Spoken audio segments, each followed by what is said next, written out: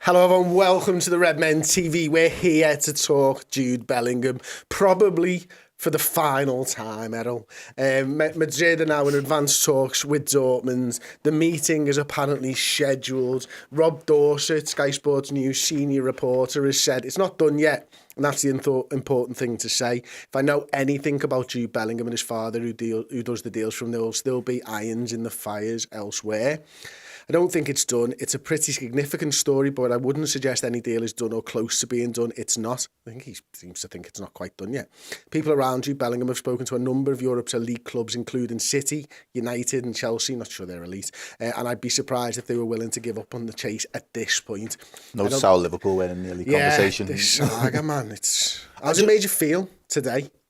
To be honest, I haven't been in the thick of it. That's just me being blatantly honest. I've not been in the thick of it. I've heard the rumblings. I know that. But you've not been in the thick of it. You still jumped on a space about it. Oh yeah, I've been in the space about it, but I didn't say nothing. I was just in the listeners, just chilling. There's the meltdown, but we always knew it was going to. The one red heading for me and the big red flag that I see when it comes to the Jude saga was. Liverpool fans, observe how we have operated in the transfer. Whether you think it's been good business, the acquisitions have been good signings or not, observe how those signings have been acquired over seasons gone by. I'm thinking of Fabinho after the Champions League final loss. Just pulled it out the bag. It was just there. It was done. Thiago, wasn't a lot of big rumblings. Everyone was talking about Timo Werner for months on end. We ended up getting Jota, Luis Diaz, Gakpo. These signings haven't been dramatised. There hasn't been a saga. There hasn't been a huge series of journalists making reports, rumours, the rumour mill. It hasn't been like that. And by and large, I can't really complain because it means that Liverpool are moving effectively. They're getting the job done and they're bringing in the player that they want and they're not getting fucked in the arse for the price of these players, more importantly. Since this Jude has been such a hyped up saga, since everybody has had an opinion on it, since there's been so many pieces about it in the media, the one thing that's blatantly there to everyone to see, in this particular instance, we've looked more like how Man U have operated when they've wanted a big marquee signing than how Liverpool have typically operated. And from that standpoint, I've truly felt that it's more unlikely to happen than likely to happen, just because I don't see us moving like that, and I don't see us bucking the trend and changing things just for the sake of this one player at 19 years of age that is going to be an astronomical fee. I knew the World Cup was always going to be an impact on the price as well. So from that perspective, mate, I've never been firmly in that Jude's coming to Liverpool camp, and I'm kind of glad now that we can actually turn our attention away from Jude and start to prioritise what we need to re-strengthen our squad right now. And let's be honest, let's call a spade. We need more than one fucking world-class world beater in our squad at the minute if it's going to take us back to the levels we want to be playing at. No, you're right, we do need more, but the rumoured fee is around 120 million quid. This isn't 150 million quid, thank you. This is 150 million quid where it's far too much. Surely this was the fee that Liverpool would have estimated that would have been needed to have been spent all along. We haven't signed him. We tried to sign him last year. We put a bid in for Tuchemeni, close to 100 million quid. Yeah. If we were doing that last year, we've had another year. We've had another year of Champions League. We've had another year of Champions money. And yet that 100 million quid seems to have evaporated, disappeared. Yeah. No, it does. But I think the important thing is, when you look at it, if we would have got Jude last season, or we wouldn't particularly have had the season that we'd have had, and you drop Jude in as an addition to this midfield with the outgoings, you probably think, okay, that's enough. But the way that this season's transpired, the fact that there's no Champions League, I don't think there's a Liverpool fan out there right now that can tell you Jude Bellingham on his own is going to take us back to where we want to be.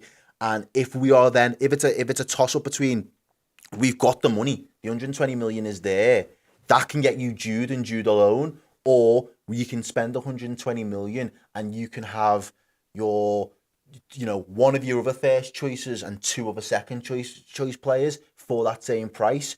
Where's the value in the market at the minute? Where's the value to your squad? What are you trying to improve? Are you trying to improve that market? Are you trying to improve, top end revenue because you're going to get more share times? Or are you trying to improve us on the pitch? And when you're weighing that up, for me, especially just the way the season's transpired, the fact that we're now more unlikely to get Champions League, I feel more comfortable and trusting a model that's worked for us in the past that allows us to buy the quality of players that we need, the right price, and the volume of players over just going for one marquee How do you think it makes Liverpool look? Because we look stupid as fuck, bro. I'm not gonna lie. I can't dress it up. We look shit. And I've said it for a while. We have backed ourselves into which is even, I feel we've made our job even harder this summer because we've backed ourselves into we've got to do the business now. FSG mainly is obviously the financiers for any transfers coming in. They've backed themselves into a tough place because ultimately we know the money was there. Whether the money's going to be spent on one man or five man, we know the money is there. Now you're an opposition director of football or CEO or whatever it is making the deals. You know Liverpool have got 120 million quid in their back pocket. That's not Liverpool. Liverpool have never really done that before. So are we following the same model as in previous years? No. Well, that's what I'm saying. We look more like Man U now. We've opened ourselves up. We've lifted our skirt up. And everybody around Europe's had a good look at what we've got going on underneath there. And it's embarrassing. But it's also very expensive. That's it now. So, I don't know, we can make jokes about it. People are like, you shouldn't be making jokes about fucking shambles and all that. And people are getting really emotionally invested in it. Bro, I don't pay our wages. I'm still going to sleep tonight at the end of the day. Am I pissed off? Am I disappointed in Liverpool Football Club? Yeah, because we are meant to be a well-run sporting institution. And at the moment, we're looking amateurish and we haven't done that. Maybe that's the loss of when you lose figureheads of like directors of football and people in those positions. Maybe that's what you're susceptible and you leave yourself open to. But you'd think that there are still enough people with the business acumen to be able to still make important business decisions that are going to strengthen and better the club rather than be a hindrance to us. At the end of the day, mate, I genuinely feel like they've backed themselves into a corner now and there will be outcries and there will be a lot of disgruntled fans and there will be more protest, there will be more noise, there will be more rumblings online if we do not act as a serious club this summer and get our business done. And when I say get our business done, we can't have a summer saga. We need to move quick in the market. We need to identify the targets that we now want. We need to not necessarily put statements out there and feed the PR machines, but we need to just go and get the job done. As soon as that window opens, by the end of the first week or 2 weeks, boom, we've already got one in the bag and we're getting the wheels in motion, because anything else, the longer it goes on with the uncertainty, not only do the other clubs and the sharks around start to increase their price tags because they don't want to lose players too close to pre-season and all the rest of that drama, we then also add the added pressure of fans' expectation now because we're desperate to make a signing. I don't want 3 Arthur Mellos, mate. I don't want 3 Arthur Mellos. Yeah, no, I completely agree with you. I think there's questions to be asked of the ownership here, isn't there? Because well, that's what I was going to ask you. What's your thoughts on the ownership for me? Like the model of sell to buy, and I've said this previously and stuff, right? The model of sell to buy is predicated on you've got to fucking sell. And if you don't sell, then you can't buy. So something's gone wrong in terms of what Liverpool have been doing, because I know we sell Sadio Mane, but massively undervalued at the time. Now you can look back at it and go, well, actually he probably wasn't undervalued with hindsight, but at the time he was massively undervalued. You can look back on, you know, the fact that Gini went for a free. Naby Keita's going, Oxlade-Chamberlain's going, and all that type of stuff. There's been a few players. There's been loads, and you've got to, like, what initially catapulted us into this era of success was selling Felipe Coutinho. I'm using and reinvesting that money into Virgil van Dijk and Alisson Becker. That was essentially the sell to buy model. Now, it would have been horrible to see Liverpool sell Mo Salah a year ago for 150 million quid. But if you reinvest that money and you do it wisely, then you can come out of this with a midfield this season and an attack maybe for next season. Maybe you bring the Gakpo signing forward. Who knows? I'm not saying Liverpool should have done that, but ultimately you'd have to build a squad over a series of years. Yeah. And this feels like Liverpool's squad has ended and a new one is kind of beginning, because the whole midfield kind of needs work. I agree with that as well, to be fair. And the interesting point for me, or the interesting phase we're about to enter with FSG more than anything else, is once the new expansion is done, they've built the house now. Everything has been built. The training ground's been built. They've expanded the stadium to the size that you could realistically expect without having to move or make mad, crazy alterations to the general area of Anfield as well. And the only thing that there is left to do any real investments in is going to be that sustainable playing squad investment over the next 5 to 10 years. And it will be interesting because they've had these projects, not necessarily to hide behind, but they've always been able to kind of take your attention from what's going on over here and be able to redirect it and say, but look at this, or what we're doing. And there's been justification now. Different people will want different things from their club's owners, but when you look at it holistically, you think, all right, well, because we've been successful, I understand why you're trying to build all these other add-on bolt-ons as an institution, as a football club, as opposed to just a playing squad. But you've done all that now. So the only place left to really invest huge chunks of money season in, season out is going to be the playing squad. I don't personally have the confidence to believe that they are going to sustain that for me, whether it is on a buy-to-sell model or whether it is them just going to be pumping the money into the first team in the hope that the success then comes and they're going to recoup from the winnings. I'm one of them. Fool me once, shame on you, but fool me twice, it's shame on me. I'm a fucking idiot if I think that that's going to be a likely outcome. I'll let you pick up. Listen, for me, it's about there's pizza coming in now. Like it was KFC last week, and it's pizza this week. Jesus, I've finished my training. I'm not dieting now. Let me eat. Okay, mate. So for me, look, Jude Bellingham stuff, right? I totally understand why Liverpool have kind of moved the decision making from Jude Bellingham is our number one target, so we need to reinvest, because ultimately, you kind of mentioned this before, Liverpool got 120 million quid, I think it was, last season from Champions League. You know, there's a potential for maybe, I don't know, 60, 70, 80 million this season from the Champions League. Mm-hmm. Next season, it doesn't look like who they're going to be in the Champions League. Now, if you win the Europa League, let me just see if I can pull some figures up, because I did this. The Europa League, was it like 60 or 70? 38 million. 38 million, Frankfurt got, I think, I'm just going to pull those figures up now, right? Because I think it was along those. We'd still get more than them, no. We'd still pull out more than them. It's not necessarily the case, to be honest with you. So let me give you some figures, right? Let me give you some figures here. And you can't get this up, Tom. It's on a different programme.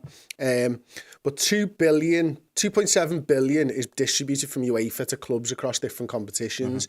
2 billion of that 2.7 goes to the Champions League. 465 million goes to the Europa League. 235 million goes to the Conference. This is for the season 21-22, right? So the winner of the Champions League, Real Madrid in 21-22 got, let me just see where this is now, they got 134 million quid. Liverpool got 120 million, Bayern got 110 million. In terms of the Europa League, Frankfurt got 38 million for winning it. West Ham got 32 million quid. So like we're looking at potentially an 80 million pound drop off from going Champions League finalists to could be Europa League winners, even if you do that. But there's 80 million quid that just disappeared that they will probably have been banking on going into next season, their financial planning and all that type of stuff. But this is the problem, Errol. It's not about now. It's about what went before for me. And that's the major concern, because obviously Michael Edwards goes and you bring in Julian Ward, and then Julian Ward hands his notice in, and then Ian Graham goes.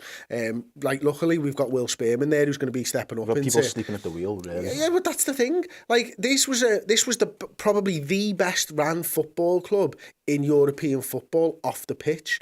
And what happened is, I think Liverpool went to a bit kind of not knowing what was going on, too much uncertainty. And that uncertainty for me, and I've always said this and I've always believed this, is that when you ran well off the pitch, you do well on the pitch. When you're not ran well off the pitch, you start to get a little bit shaky off the pitch. Now, us having problems in certain areas off the pitch, I think has led to maybe a little bit of overconfidence in the midfield, but you can understand that you went to you nearly went to a quadruple last season and stuff. So it's a difficult situation, and I understand that. But they're fucking supposed to be able to deal with these difficult situations. And they're supposed to forecast for these inevitabilities. They're meant to have contingency plans, let's be honest. Like, you, Paul, run a business here, you know what you're doing, you know how you want to expand or grow and scale if things are going well, and everyone's, you're hitting targets and there's growth. And you forecast and you plan for in the inevitability that Liverpool are not going to be great and nobody wants to watch Liverpool football content anymore. Do you know what I mean? Like, there's got to be the balancing act of the two. And I think it's the thing that, and I think it's like with probably a lot of businesses, mate, getting there, getting that success takes a very long time. How quick has it unraveled? Oh, it's mad. And that's the shocker for me. But they have to be right, and this is the problem where the trust's kind of been eroded a little bit in that, like, they've not been getting every decision right. I think the Diaz sounds brilliant. I think the Gakpo sounds brilliant, but leaving that midfield with no sort of hope in hell almost going into this season, that's where the trust has been eroded a little touch for me. Oh, so then so the trust has been eroded if you had to put a percentage on it, you had full faith that we was a well-ranked club at 100%. Sometimes, obviously, take other elements away from it. What kind of percentage has been eroded this season because of that misstep or that failing to address the midfield for you? Well, I'll take it back, right? How many times FSG have probably made 1, 2, and Jurgen Klopp have probably made 2 brilliant, I think, absolute stonewall, nailed on, absolutely amazing midfield signings. Yeah. And that is Gini. Fabinho and Gini. Yeah, standard. That's a long time ago. Yeah. Okay. So, like Thiago, brilliant footballer, absolutely love him to bits, but like didn't quite fit for what we were doing at the time, didn't quite work in terms of the injuries and stuff. Whereas you've had your Oxlade-Chamberlain, you've had your Navigators, which clearly haven't worked out.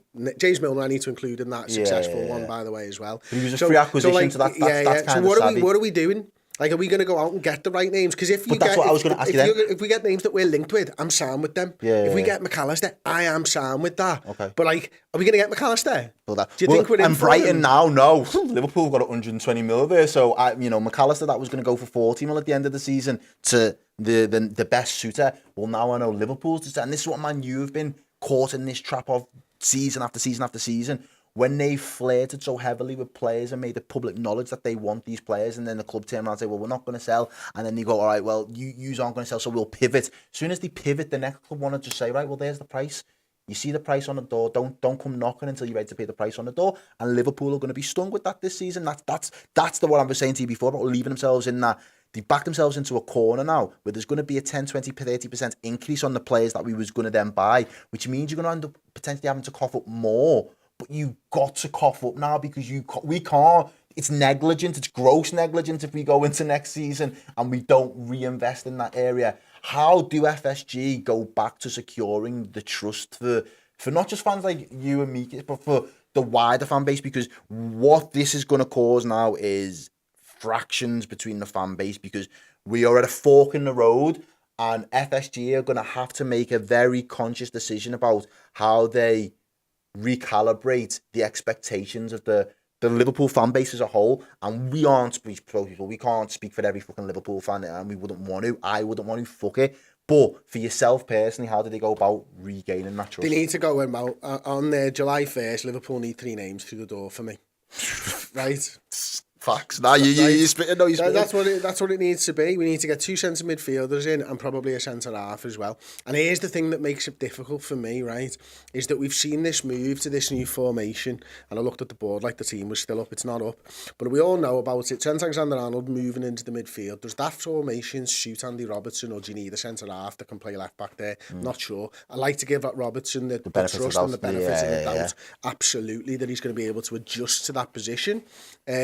But you see Man City and you see Arsenal doing the same sort of things, and they've kind of got 3 centre-backs at the back, the exception being Kyle Walker at times, but even him, he's not been there at the moment, because I think John Stones is doing a better job of it. So, now, where I was sort of going with this point is, this change 6 weeks before the end of the season, that might change every player that you're looking at. Right, now the links obviously, of course, with the McAllisters and the Mason Mounts and all these types of things, they all make sense for this formation. Yeah. But how long has this formation been in the works for? Because how long have you scouted these fellas for? When you were playing the 4-3-3 formation, you had a left and a right and a blah, blah, blah, and an 8 and 2 6s. You kind of knew for the last 5 years what profile of player you're asking for. Gives you a lot of time to work on the scouting side of things. A change 6 to 8 weeks before the end of the season, going into one of the biggest summers when it might not even be a formation that Jurgen's decided on for next season because he's going to play it out until the end of the season. What the hell? Yeah. How does that change the transfer strategy? That's a difficult thing. You've got to be on the money and you've got no time to do it. And then you want them in on the 1st of July. On top of all that, because I don't want 3 Arthur Mellows. I'd lose my shit at that point. I consider myself quite patient, but I would lose my shit if we were still scrambling around trying to sort deals coming into that first week of fucking August or whatever it is, the week before the deadline transfer day. I hear what you're saying. The thing for me is they're going to have to make bold decisions, mate, and they're going to have to stand by their convictions, because they're going to be hung out to dry if they're indecisive. And if they fumble the bag, I don't think we've got any more fumbles in the bag for us, to be honest with you, especially in that midfield area. It's too tight now with Newcastle coming up there with money and what they might do in the transfer window. We're playing on borrowed time, mate. Yeah, we could be in a position now where we're fighting Newcastle for signings. Because if they get Champions League, which is looking likely, and Manchester United get Champions League, which is looking likely as well. Yeah. Like Manchester United with Champions League football is a behemoth of a football club, and it's a draw. Yeah. Now, however much we hate them, it's a big ass draw. And they've got the allure of a new project that seemingly is on schedule. So I won't say good things or bad things. Yeah, already again. To Manchester City, a revitalised Arsenal, a moneybags Newcastle, and Manchester United. And even the again. How do you then close that gap? Well, Jude Bellingham might have been a way of closing that gap. Well, no, this is my argument. I don't think Jude is the way to close that particular gap, because for me, we should have, if we was going to get Jude this summer, we should have got the other midfielder last summer. Yes. So then Jude then propels you above the gap. Because there's been that drop-off now, Jude doesn't help us close that gap. Not only in Newcastle have got the money, but because they're ahead of their project, they're not under any pressure. If shit starts going wrong, boom, 100 mil, 200 mil, 300 mil. But while it's going right, let's be clever. Let's pick a little 50 mil prospect there. Let's pick a little 70 mil over there. And they'll do it right because they're not under pressure, the same pressure constraints. Liverpool, they've got time afforded. We're on borrowed time. So from our perspective, because of where we've been in recent years, we ain't trying to close the gap. We're trying to make a gap on these teams now. And because the drop-off's been that significant, I always felt one player, especially of his age, whether the profile in terms of his ability was right, I didn't think all that pressure was deserving to be on Jude Bellingham. I didn't think it was worthy for it to be all on his shoulders. But whatever players that need to come in now, they're going to have some serious balls on them to genuinely think we can take this Liverpool team to a new level, because we've witnessed, we've seen, and we've experienced the level that we've been at when we've been fantastic. But not only do we have to now become fantastic again, I want to see us pull away, because we didn't do that. We didn't really get the juice out of the tank where it's unfortunate what happened to Van Dijk and the injury. We didn't get that juice to actually start to pull away from the teams around us to give us a bit of a breathing space. And do you get breathing space at top end elite football or elite sport? Probably not. You're always going to have the guy waiting to clip away. Like, look at City this season. We dropped off. Arsenal have jumped straight back into our shoes and been like, well, we're going to clip at your heels and we're going to push it to the middle of May before you can be signed on as Premier League winners. So there's always going to be somebody waiting to take your spot. Liverpool need to be that team again. So the question is, I'll answer for myself while you think of your answer. I think I already know the answer anyway, to be honest with you. But for me, the question is, the Liverpool sign 3 players, or should Liverpool have tried to sign just one player, and that one player being Jude Bellingham? I think the answer, unfortunately, is blindingly obvious and staring us all in the face. And I think Liverpool need to sign 3 players, and that is because of the drop-off that we've had this season. I think a centre-half, 2 centre midfielders is exactly what Liverpool need. Now, it frustrates me, because after 2 years of, bearing all to Jude Bellingham and his advisors and buddying up to him on England duties and everything else. That in itself is embarrassing, mate. It is. Like, we've gone hard and you've not got the girl. Like, you know what I mean? You look silly. Yeah, it looks so silly.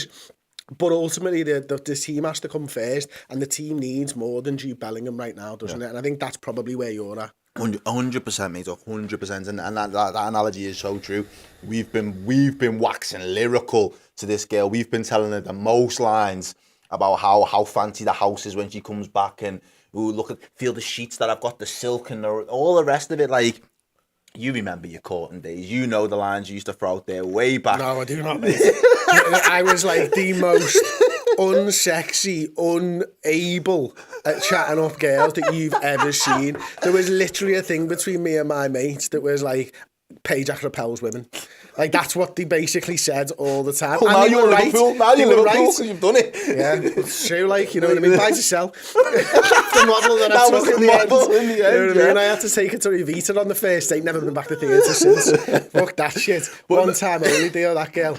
You got the money in my pocket for that shit. But that's the situation Liverpool found themselves in. So, I appreciate that it's going to be a tough season, but I can't feel too sorry for the people working in Liverpool Football Club right now, because they put themselves in that position. So you've dug your hole, lads. Fucking get us out of it now, because I want us to compete again next season. I want us to be forget how serious you consider yourselves at the top. I want us to be serious on the pitch next season, and we're only going to be serious if we've got an engine room that was as good as the one. And I want to bet, mate, I want to see us have some classy midfielders now. I've seen the industrious Liverpool, and the battlers. Nothing wrong with it. But if we're going to change our style, if we're going to change the system, nothing wrong with changing the profile either, as long as we get the right person for that profile. Okay, so we want 3 midfielders. I'd love one of them to be Jude Bellingham, but it doesn't look, unfortunately, like it's going to happen. We're going to take a short break, and then it's Liverpool Fulham on the other side of that break.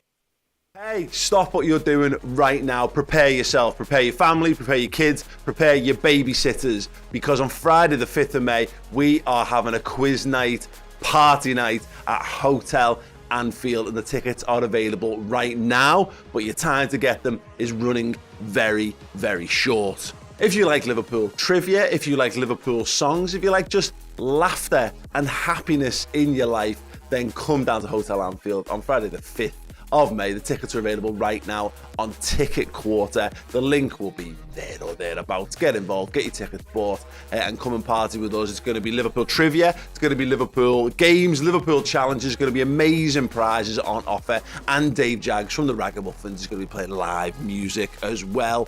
So come and join me, Chris Pajak, for the biggest party night in advance of the Liverpool-Brentford game. And yeah, maybe win yourself some boss prizes, have a good time, and put some smiles back on some red faces. Hello and welcome back. It is the Watchalong. It is Liverpool versus Fulham. We're going to have a bit of a delay because we're on long wave radio tonight, Errol. So I think we're about 3 minutes behind. So we're going to, if you want to join us for the commentary element of this game, then please just pause your television. Don't look at your phones. Join us for this one. It's not being shown on TV in the UK. You got your earpiece securely fixed there, for the radio commentary. Excellent. We'll be with you throughout the evening. We'll go through the team one more time. I've got this on my iPad, actually. So, got Alisson Becker in goal. We've got Trent Alexander-Arnold at right back, Kanate, Van Dijk and Tsimikas join him to round off the back four. We've got Fabinho, Henderson, Kurt Jones, Salah, Nunes and Diaz up front. And we think this is going to be more like what we've seen in recent weeks with Trent Alexander-Arnold moving into the middle. Now, there's been a lot of talk about Trent Alexander-Arnold and how good he's been in the last few weeks in this move into this sort of hybrid midfield position. I've not actually spoken to you about it. What has impressed you, if anything, of Trent in the middle? The amount of assists he's got in the last couple of weeks, it's been ridiculous, like absolutely ridiculous though. Like, imagine if he was there all season for you. Do you know what I mean? And it comes with its downsides, but right now we've given the predicament we're in, we've got to run that risk. And I don't think we was ever going to just drop into a new formation with a new system and it clicks straight away. There's going to be a teething period with it, and I think the what we're seeing in terms of the positives far outweigh the negatives for me. That right hand side's been susceptible for a counter attack or to be our weakness for the better part of this is the second season now. Really, a lot of teams were trying to target Trent's side last season anyway. Variant levels of joy, but this season they've really gone for it. They've gone for the jugular.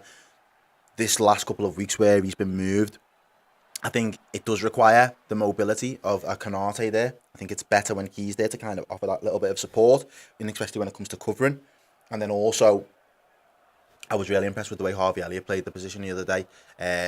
I have been, not like critical of it, but I've got reservations of whether he can really do that role for us in terms of the defensive responsibilities, because of what we know happens when Trent goes forward. They both end up leaving all that space in behind both of them. Before Harvey did really well, and maybe that's why he's been taken out for a couple of weeks to kind of adjust and learn the requirements, what he's going to be needed to do on that right hand side as well. But for me, I am really impressed with how well Trent's taken to it, and I think he knows. He feels a lot better. I think the confidence is coming back in Trent Alexander-Arnold. He looks like a fucking leader to me, Errol. And I've never looked at Trent Alexander-Arnold as a leader on the pitch before, because I don't know whether it's the formation that he's playing in, the position in that formation that he's playing. He looks like a world-class player at right back when he's going forward with the ball, and he has done for the last few years and stuff. But you move him into the middle of the park, and it looks like everyone's looking towards him all of a sudden. In the same mould as, excuse me, the way Steven Gerrard was a leader. I'm not saying he's there. I'm just saying the team are now looking up to Trent Alexander-Arnold, feeding him the ball and going, go on, son, make something happen. Well, mate, I've said it for ages. We can't keep having our fullbacks as our primary creative source in this team. Our forwards are finishers. Jota, finisher. He's not a creator. I know Gakpo did, again, a lot of this conversation happened before we bought to Gakpo. Gakpo is going to be the piece that knits it together and allows us to have really fluid, in transition, be really fluid. But he's not necessarily that creator that's going to continue to pick a lock or anything like that. I'm still not convinced of that. He does it in a different way in terms of the creativity that you get out of a Gakpo. I think it's more over a short space. He can knit things, as opposed to when you want someone in the middle of the park being able to spray balls and distribute it and drop a shoulder and beat a man and then completely split a defence or open up the back line. We need someone in the middle of the park to be able to do that. You can do it with your 10 or you can do it with... Oh, we're about to start. No, we're waiting just for read it. Okay. I'm on to it. But you can do it with your 10 or you can do it with a bit of a deep line playmaker, and we haven't really got the 10 in any of the formations that we opt to play. You know, Carvalho, but he's not really been given the opportunity to do that. Trent in that deep line role, he does it. Oh, and we're off. There you go. Right, so it looks like we're about 2 minutes behind at the moment. So no spoilers in the chat, please, everybody. Liverpool are off. Fulham have the ball. It's Anfield. It looks so weird. It's so weird watching a game at Anfield and not being there. It's so bizarre. I've missed a couple of mad ones this season, you know. This promises to be a 7-goal thriller because I seem to miss the 7-goalers. So Fabinho's got the ball just over the halfway line. Willian comes back, gets a little bit of it, but then, turned over, Errol. Trent, I'm just excited to see him in this position again to carry on that chat. There he is with a lovely little touch into Fabinho, feeds it down the wing to Mo Salah. What have you liked about it? Honestly, he's offside, surely. Fabinho, he's got it on the right-hand side, plays it back. Oh, my days. Luis Diaz inside the box, shout for a penalty, nothing given, and the ball goes out of play for a corner. Honestly, it's just the way that, like, he seems so confident. All those question marks over, is he good enough to do it in tight spaces and all that type of stuff. I had those question marks just like everybody else, Errol. And the answer is a resounding yes. Fabinho was miles offside there, by the way. I called that right, spot on. What have you learned from your deep dives? Into Trent. We've been talking mainly about like the positioning side of things more than the skill set from Trent. Hang on, corner being taken now. Big high one, looks like it's going to Virgil van Dijk. It's nothing on a Kurt Jones challenges. Is that Harry Wilson? No, that was Kearney on the edge of the area. Liverpool have the ball with Timmercast. Interesting to see how he does, because I don't think this sort of hybrid left centre half role really suits Timmercast or Robertson. Yeah. Virgil and Timmy wrong way around there. I think Robertson can benefit from it. I just think, again, there's going to be a lot of teething problems, and he's going to have some games where you think, that is completely out of sorts for Robbo. But I would put that down to more the system as opposed to the player. Can the player eventually get to that level? There's Trent already picking the ball, and now he's playing the centre half. Just while we've got it, Mihailo Milutinovic has joined as a first team. A big ball over the top, Darwin Núñez in behind the Fulham defence. He's got Diaz inside. He plays the ball, tries to get it to Kurt Jones. Nothing happening there. Trent! It bounces off Diaz and goes for a goal kick by the looks of things. It looked like 2 minutes in. He took that big time, didn't he? Talk me through it, because he was a centre-back a second ago. I know. He's busted gut to get up there. It's Salah that plays the ball over the top into Núñez. There's instinct is to just cut it back. Not a bad cut back, but it just doesn't make it through. Oh, that might have been flying in.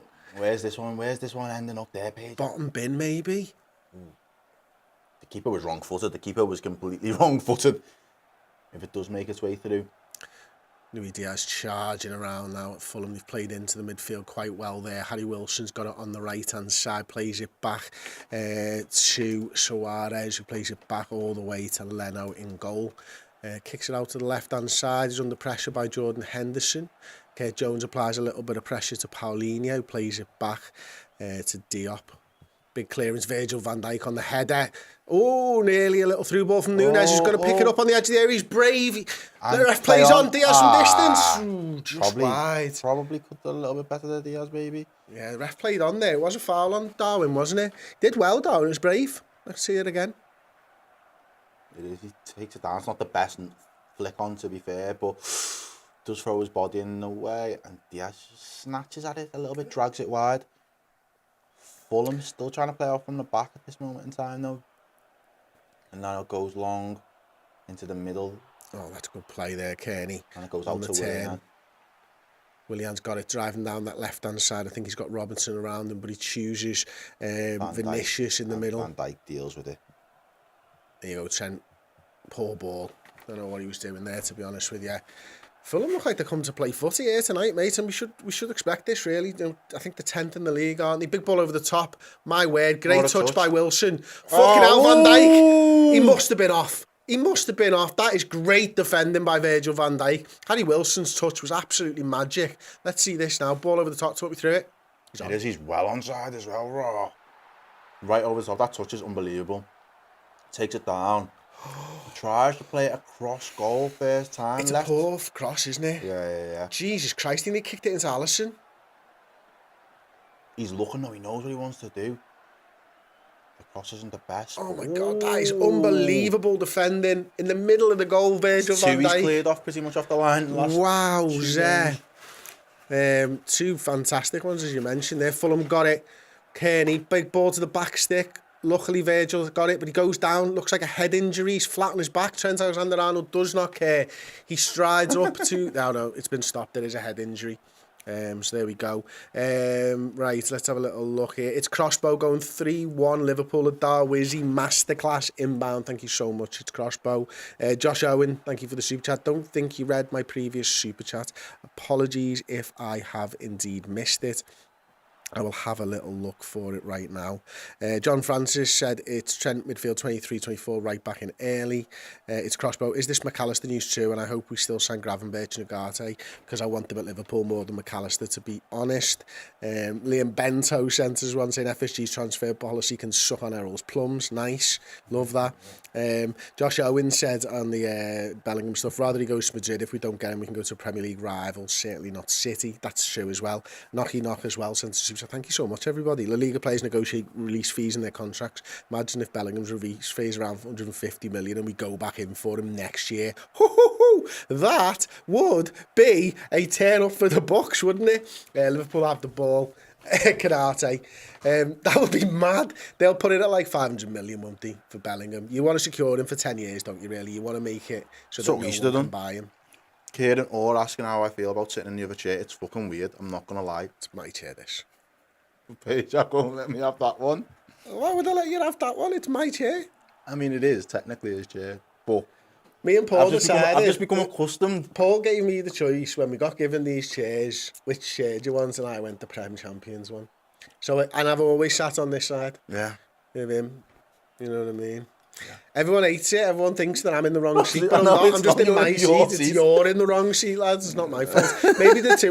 Come over here if you want, Errol. We'll bring them over. We'll share the mic over there. Mate. Come on, we'll sit over this side and we'll share the mic. Big ball over the top to Darwin. Looks like he's going out for a Liverpool throw about 30 yards from goal. Even Vicky says, yeah, Errol on the left is weird. Yeah, just sit upside down. Just sit, yeah. like you used to when you were a kid on the couch. Did you used to watch the telly like that on the couch? Why would you? 10 from distance! Oh! It was a rasper! Oh, dear. It was a good shot, that, to be fair, like, wasn't it? Have you... Didn't these give City a good game the other day? I don't know. I'm sure they did. Okay.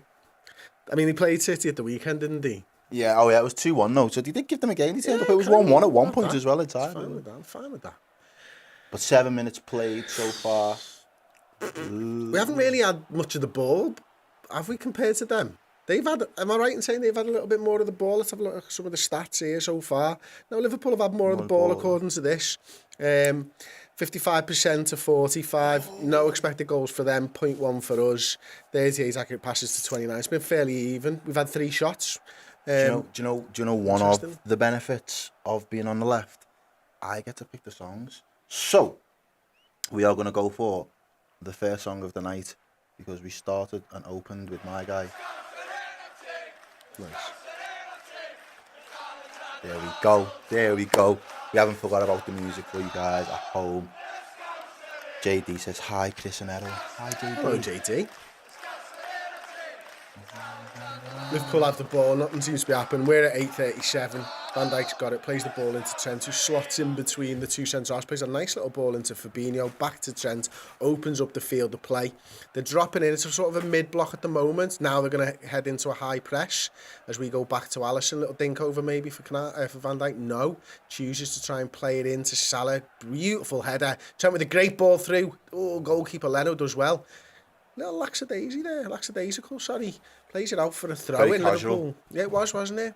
Liverpool got thrown, they're taking it quickly, they give the ball to Mo, it's at his feet, got Darwin with him, Henderson, little triangles, tried it, looking for Darwin Núñez, tries to keep the ball in play, doesn't, Liverpool throwing again, plays the ball back to a Trent Alexander-Arnold in the right midfielder role at the moment. Salah's got it, he's wriggling.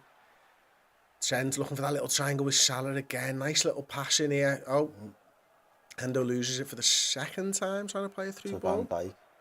He's asking for Diaz inside. He's come on the inside. Diaz played, that's a good ball. He's laid Mo Salah in the penalty area. Plays Trent in. Oh, that's one. That's one. Oh, it's just one. That had to be one.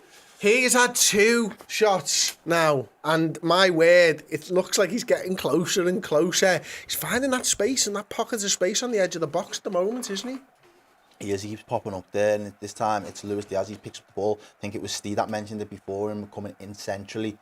Salah tees him up, and it's like he almost passes it towards the bottom corner there. Oh, he's got too much spin on it. The keeper's beaten. Yeah, the keeper's well beaten, mate. They're on the attack now, though. And Canate dealing with it. Dealt with the danger. Gets the ball out. Oh, right. It's going to be a Fulham throw-in, is it, or is it? Yeah, it looks like a Fulham throw. I think it came off Mo. As Canate tried to play it down the right-hand side. Hendo on the press. Oh, nice little play by Fulham. Tried to play it out, but Diaz does well. Oh, no, sorry. Kurt Jones does well. Diaz does well as well. Does really Wins well, the ball, goes feet. past the man. Looking for a pass. Play it. Hendo, good lad. There you go. He's got space in front of him. Chooses Kurt Jones. Edge of the penalty Overlap, area. Little dink. Salah back stick. Salah just didn't anticipate the guy missing it. He knows that was a chance. Has he got to do better for you there, Pedro? Well, he's got to think about the fella missing it, because otherwise, what are you doing? You've got to try and tackle him. You know what I mean? That's the way it is. So it's good play. It's great really football, isn't it? It's quick from Liverpool there. The overlap there, and then just allows Curtis to just get it onto his left and just put the cross in. If he was just knocking that back, there was 2 inside the penalty area that could have got a shot off. Fulham looking to maybe knock this one long. Yeah. Knocks it long, aims it at Canate. Trent Alexander-Arnold picks up the ball because it goes over Canate's head. Back with Virgil van Dijk now, back to the goalkeeper. A little bit of a press from Willian. Alisson clears his lines. He's a nice little ball, actually. Liverpool end up winning the throw-in. That was Paulinho, wasn't it? Who just knocks the ball out. Hendo looking for a throw-in. Not a lot of movement. Going to play it back to Trent Alexander-Arnold so he can take the throw-in instead. Errol, you enjoying that pizza, mate? Looks good. What'd you go for? Tell me pineapple. No. Pineapple doesn't belong on a pizza, bro. Why not, mate? It just doesn't belong on a pizza. Why? I'm not getting into the semantics. Just it just doesn't belong on a pizza. Why? What is it about it? Do you think it's the wrong food group? Yeah. Isn't tomato a fruit? Walked you straight into that one, mate. I was teeing that one up for you. Yeah, but tomato's the base. I wouldn't have a tomato on a pizza either. I'm a fuss eater. But it's literally tomato. It's tomato sauce, isn't it? Anyway, Fulham crossed the ball. Is the pineapple sauce okay? Oh. Right, well, I'm just saying. I couldn't think of anything worse. Darwin Núñez there, heads it, flicks it on to get it to Salah. Salah's through. He's coming in now. Who's he passing it to? He must have thought Núñez was a lot, like 4 or 5 yards further advanced than he was. But Núñez would have to have been Linford Christie to get that. I mean, it was over here. He was asking a lot there, Salah. And Núñez does well there initially as well, to be fair, but... Fire Laps there sends us 10 CHFs. Hey guys, love your content, but you have to understand that many of us cannot pause the live coverage on TV. So if you're behind the game, it's impossible to sync up with you. That really sucks. I'm so sorry, mate. We can't be any more closer to live, unfortunately. It's not on tonight. The television in the UK because Premier League sucks in that regard. You guys have better access to the content than we do. I'm surprised you don't have the ability to pause it, though. I thought that was like bog standard nowadays. Harry Wilson plays in Vinicius. Liverpool got numbers back. Harry Wilson tries to skin Kurt Jones. Diaz just boots it into Wilson's midriff. Fulham have the ball 35 yards from goal now, playing it back to the centre half. Start with the left back, which is Robinson now. Plays it out wide, I think, to Willian over there. Plays it inside to Kearney. Plays it back to Diop, across to Tosin. Plays a great ball into the striker. My word, he's played it through the midfield. Great save from Alisson Vinicius. I tell you what, that ball by the centre half then, I think it was Tosin, was absolutely brilliant. But it's criminal that he's able to do that. Look at the lane. Look at the lane. Come on. You got to defend better than that. That's been us all season, mate. One pass and you're in. Literally one pass and you're in. And this goes back to all of our earlier conversations. We need people in midfield that can scream better for the defence. They're all hanging on top of... Wait, is it Jordan Henderson that gets ahead to that? Yeah, it was. It was a big header from Jordan straight onto Mo. Fulham have it though. Willian, left-hand side, edge of the penalty area. Henderson's up front with him. Willian cuts inside, strikes the ball wide. What a save by Alisson Becker. My word, where would we be without him? This season? Yeah. Probably be in the same situation Chelsea find themselves in if they didn't have Thomas Tuchel. Hey, Frank Lampard. I know. Fuck me. I know. I seen your shit the other day. I see you're the only shit manager that could get 2 teams sent down this season. He was given that more was time. That was brilliant. If he was given more time, mate. Oh. Bang that tweet. I don't normally tweet, to be honest with you. But yeah, slapped. Fucking bosh. If you've not got it. Hey, I've got an Instagram. Oh, shit, I was meant to do Instagram posts. I forgot to do Instagram posts. Jesus, did you not have an Instagram anyway? I've got a private one, okay. but now I've got a public-facing one as well. For anybody who wants to get on me, it's CPageac82 on Instagram. Give us a little follow on there, please. CPageac82. It's my grinning grid. It was obviously taken at a better time during Liverpool's history, because it wasn't this season, that photograph, I don't think. Here Jones has it left-hand side now, plays it back to Virgil van Dijk. It's on the edge of our penalty area. Virgil strides 10, 15, 20 yards forward, looking for options. He wants Trent in the middle there.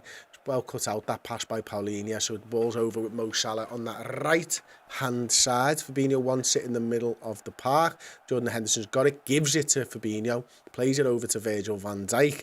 Knocky Knock says... Kim Min Jai to LFC thought, I have no idea if that's a footballer. I'm so sorry. Mo Salah's got it. Diaz, little 1-2 on the edge of the area, bouncing around, bundles. Could Diaz have shot? Diaz has still got it inside the penalty area. Pull him down, lad. Pull him down, lad. Diaz still got it. Still got it. Does really well there, Diaz. Does ridiculous. Nice touch from Nunes. Does Whoa, fucking hell, lad. He's only 3 yards away from you. Twats it, Fabinho. Foot like a tractor engine. Oh, now you just got to pick him out. You've just got to pick him out. You literally just had to pick out the man. You done the hard yards. He tries to shoot. I don't know why. I actually do not know why. He's going for goal. From that angle. Look at this for a pass. Bang! In your face. Sorry, he's onside. No, he's okay. He's onside. He gets it. He might have been off. He leaves the defender. He is trying to shoot. It's close, that in here. He's trying to top in, Liverpool looking quite good actually now. We're 17 minutes in here in England.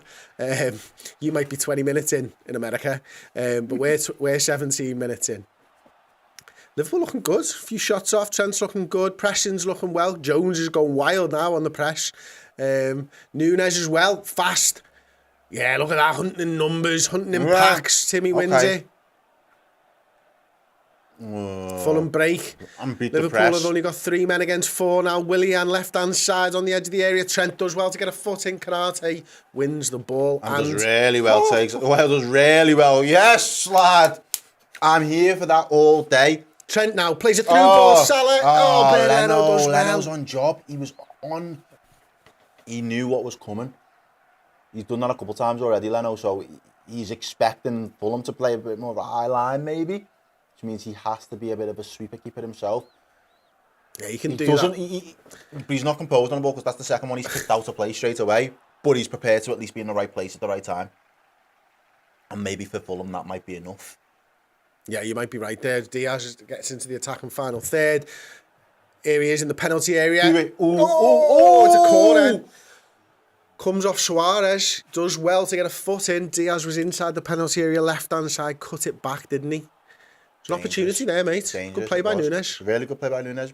Bringing in his other forwards.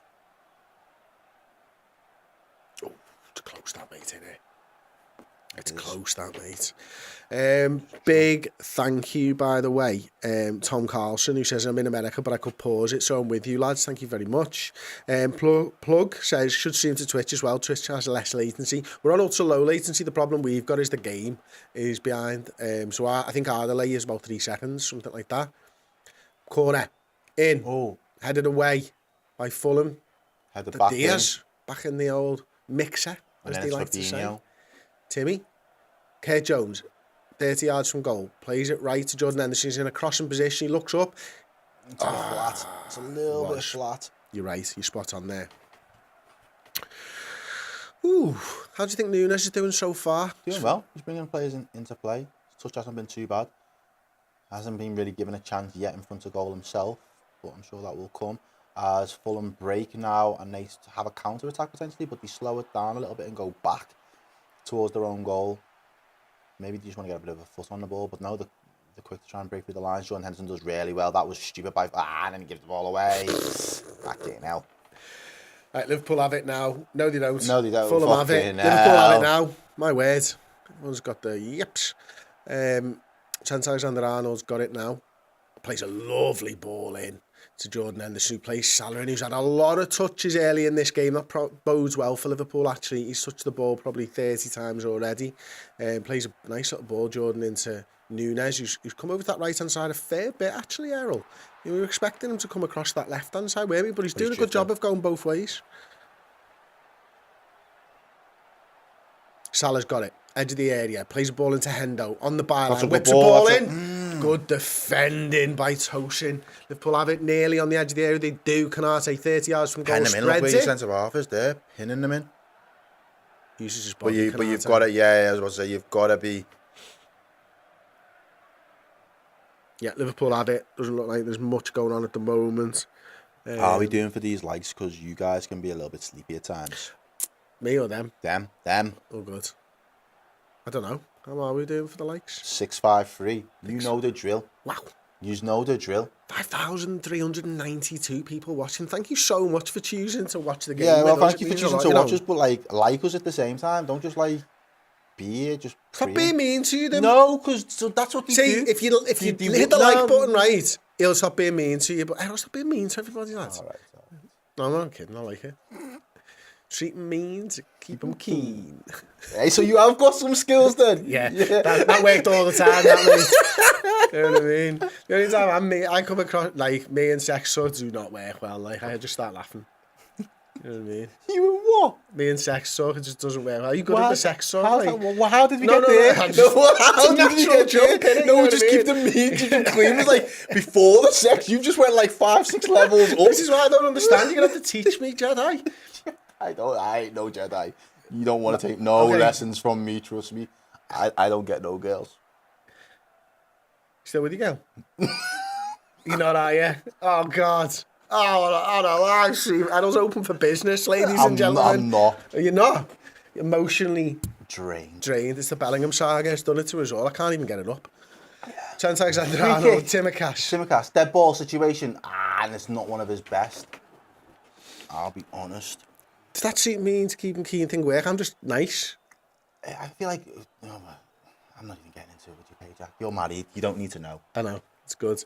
Weighs heavy, though, this lad. Like a fucking noose around the neck. Sorry, mate. I'm only joking. I'll keep about a short leash for you, girl. Don't you worry. We've got you sorted. Tottenham. Fulham have it. I wish it was Tottenham. We'd be about 3-0 up by now. I know. And the rest. I know. Well, no, oh, there you go. Darwin's got it. Edge of the area. Oh, handball. No. Oh. He kicked it into his hands. Yeah, it was like...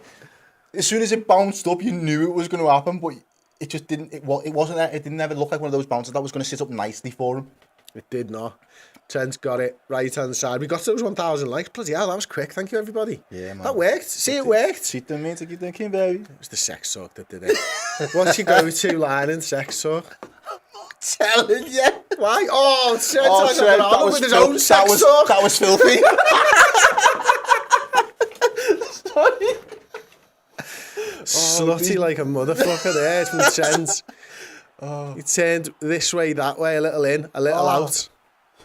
There's a reason why they only let us do like once or twice a season together. There is a reason. I want to know the line now. You're not ever finding out the line. Like, what is it you say? You've got a line then, you just admitted it. I don't have a line. I need to know. No. There's nothing going on in the game, by the way. You're all right. We're not missing anything. But thank you very much to Dominic Coneyworth, who says, great stream, guys, which is fantastic. Quad Bod saying, got a rifle that Darwin. Mo, by the way, has been bang at it for the last half a dozen games. He absolutely does. Quad Bod, you're absolutely right. Howdy's David says, look, it's nice we have so much control so far, but can we get one past? Yeah, absolutely right. And Cyber Simon says, I'm here for the sex talk. I'm only here for the sex talk. Trying to do a little bit of... Diaz. Oh, he's fuming there. Come on, He is absolutely raging. My words. Dickie Oi Red says the line is fancy a watchalong girl. Like that. You know what I mean? You and me. Let's watch along, but let's not have the timer on the screen. Jesus. I know, wouldn't be very long. I'll tell you what, we're not going to need the first 45 minutes. Joe Cale says Jack the Pork. I don't even know what that means. I genuinely don't even know what that means. I'm going to have to Google this. What does that mean? It's so accurate. It's so true. Oh, dearie me. That is painfully true. Fair play. Fulham have got it in the area. Canate with a great tackle. Quickly moving the conversation on Liverpool Football Club. I thank you very much. If we can never talk about that again, ever, that would be fantastic. You are absolutely fucking spot on, though, and I didn't have a fucking clue what that meant. For anybody who doesn't have access to Google right now, it's fat ass white girl. You should have seen me when I had long hair, lad. There was a point, right, where, you know, when you were younger and that, and you used to go out and your lads would come back, and I had a double bed, and fucking Paul would sleep in the bed with us. Nothing going on, obviously. My mum came in, I had long blonde hair, and thought that I'd brought a girl home because Paul had dyed blonde hair as well, right? So she mistook me for a fat-ass white girl. So there you go. Shit! Fulham. Opportunity, nothing going, thankfully. Oh, no, they've got it now. Alisson does well to cut off the angle. He cuts off the angle really well. Goes towards the back post. And Trent deals with it, and it's going to be... And it was offside. Fucking hell. Porg Jack, says Anto Roberts. You seen that one? Porg Jack. Oh, God, I might just change my Twitter handles to that. I was walking down Wembley Way once in an FA Cup final last year, right, and some fella walked past me. You know, you get onto it like people get onto you. And the lad just mumbled to his mate, fucking hell, he's got a fat ass. And it killed me, lad. It killed me. And I was like, I know. But like... that person who made that comment must have knew you well enough to know. No, you can't get it out of shots. Even with a wide angle lens, Kurt Jones in behind Fulham. Nothing doing. Anton Roberts. Got to calm this down now. I can't keep this level of contagious laughter up with you for the next 45 minutes. I've got about 2 minutes in me normally, Errol. At this level of you kill me. Go. Oof. Liverpool half an hour. That's flu. Where is that time gone? Tom, fucking hell, lads. Leave me alone. Tom Carlson, Chris Dump Truck Pajak. Fucking hell. See, you opened the can of worms. I just wanted to know what your go-to sex talk line was, lads. You know what I mean? Didn't want to be no pork jack. Oh, Darwin battling, but he's going to give away a 3 kick. Come on. Doesn't look happy with that. Have we lost control last 5? Little bit, maybe. You've definitely got the way back into it, haven't you? And maybe it is. He goes down like he's just been shot, though. Right, this is terrible for my self-esteem, this, lads. I mean, Mudflaps Pajak. Come on, this is just Ash. Mr. Scooty, beep, beep, beep. This is Pajak reversed. It's true that, you know. It's true that, you know. It's normally not the beeps though. It's like normally it's like an overweight sort of, rather than the beeps. You know what I mean? Tell you what, you can't catch me downhill though when that gravity gets me, lad. Gone. Oh, towards the back post from Willian. Alisson does well at his near post. Was it Vinicius there? That stayed in. I thought that went out. Nunes has got to get into that space if he touch can. isn't the best though. Sure. You got another chance though. Jones plays the ball. He plays it into Fab. Mersey tunnel, Chris. Fucking hell. I mean, I've got a big arse. My arsehole's not that big though. Trust me. Trust me on that, people. You're going to have to take my word for that. I will. I'm happy to. Not, it's not that big. I'm happy to. The arse is big. Right, Fabinho's got it in there. Where do we go from here? Where do we go? Liverpool need to just score the fucking goal. 10 plays one over the top to Diaz. Gets cut out. Maybe we need a song. Yeah, let's get a song on. Who do we want? Willian's got it. Oh my God, Vinicius is streaming through the middle. Timmercast does well to get his body in against the stronger, bigger striker. Does brilliantly, actually. Liverpool have got their numbers back in now. Timmy's at right back, Trent's at centre half with Canate and Virgil's at left back. Oh, that's a shocking shot from Absolutely. the middle of the park. All right, Robert. Chris Panama Canal, Pajak. Jesus Christ. Chris Haystack. All right. They're enjoying themselves here, I think, in the chat. I think they're taking a life of their own now. My word. I tell you what, these watch-alongs we do are fucking fun, aren't they? I really enjoy these watch-alongs with you, mate. Really do. Good, I'm glad. 2JZ Smokey Y sent us a £5 super chat. Thank you so much. Love the good work, lads. Keep it up. You'll never walk alone. Chris, the cinnamon bun page. That's the reason I've got a big fat ass. There's too many cinnamon buns, mate, in my life. Plus, I just can't say no. Oh. Right. Can we think of different things to do now, chat, please? As thrilling as this is, who's going to be the for first scorer for us? Who's going to break the deadlock? Diaz. Do you think, yeah? No, Mo. What about you? Oh, I tell you what, there's Diaz in behind. But they are looking for that, aren't we? Like, that ball in behind at the moment. I reckon Nunes gets one chance, one goal. Just falls to him. It's going to happen. Osman Cases, stop talking about your arse. It's getting annoying. Okay, mate, we'll move on. Thank you very much. That was the impetus that we needed To get serious again and remember serious. It's Liverpool, Fulham. It's 0-0 in the Premier League. And football has to be the most serious thing in the entire world. Liverpool have a throw-in. Fabinho's got it in the centre of the park. I'm raging that Liverpool haven't scored 30 minutes into the game. Let's switch it up to ASMR. Fabinho's got it. Loves it. Alexa, play Ale Ale Ale. Henderson's got it now. Middle of the park. Fabinho. Hendo. Virgil van Dijk into the Fulham half. Oh, good turn by Diaz there. Just catches Nunes on his heels. It was the right idea. Trent there just picking up the ball again. Tries to recycle it and just get it through the line, and it just doesn't. Oh, but he's getting another chance over his head. Go ahead, Trent. He's got to win a corner. Go ahead. He does win the corner. That'll do. Nice. Darmesh says, Chris, why would you do that? So I take it you've got one victim. Why wouldn't you want to listen to Ale Ale every Ale? time. I know, Love every it, single mate. time. My Alexa just started up. It's your job done, innit? Love it. If there was only a way of playing like the sex noises thing, you know, from the WhatsApps, what would you have to ask Alexa to do that? You'd have to upload it onto Spotify. Is Alexa the Amazon one? Yeah. Oh, okay, try to do a little bit too. Alexa, do a stinky Trump. Gone to that one? No. Yeah, it does all kinds of I different don't really like them, I'll be honest. The kids love it. Oh, the ball. He's on. What? He's not offside. What? Why did he stop? Big ball over the top again. And he's Timmercast with battling. Vinicius. Well done! Well Ref, done! tell him, get on your feet. Get on! Have you seen the size of him? He's a short horse, bro. Like, you should be bullying him. And that's twice now Timmercast has been dragged right into the centre. He's done well. Didn't really think it would suit his game, but right now he's looking good in that position. Somebody He's not wants allowed us to to swap race passes. forward, though, yeah. I'm blind, no, mate. Albert, let's have a little go on there. I'm blind. I need new glasses desperately. Oh my days. Jesus. What I can't the even see hell me. is I going can't on even here? see me. Fulham have I got the can't even ball. see.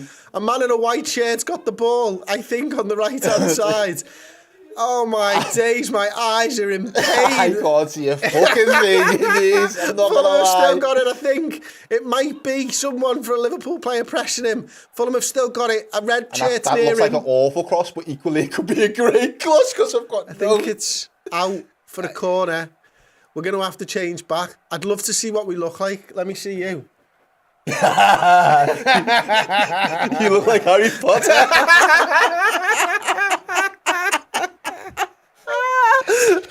Swap back on. Jesus, man.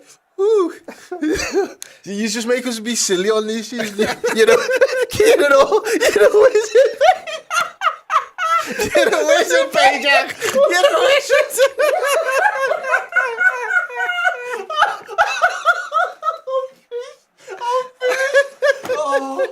Oh my days. I can't do it. Harry Payjack.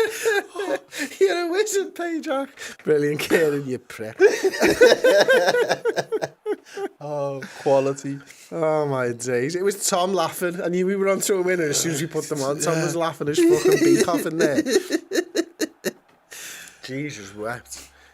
It just went to still hearing on this because I just went for a piss and came back to LA. What the fuck happens? Ah, dearie me. Sunil Roy says, have you tried deal dough pizza? Don't even know what that is, like. What's going on now? What have you seen? I say it again. What are you saying now? What's going on? What's he laughing at? What was the super chat? Oh no, what have I said? What have I said? I can't say it. I can't. Yous have got to stop. Yous have got to stop. I don't even know what's going on.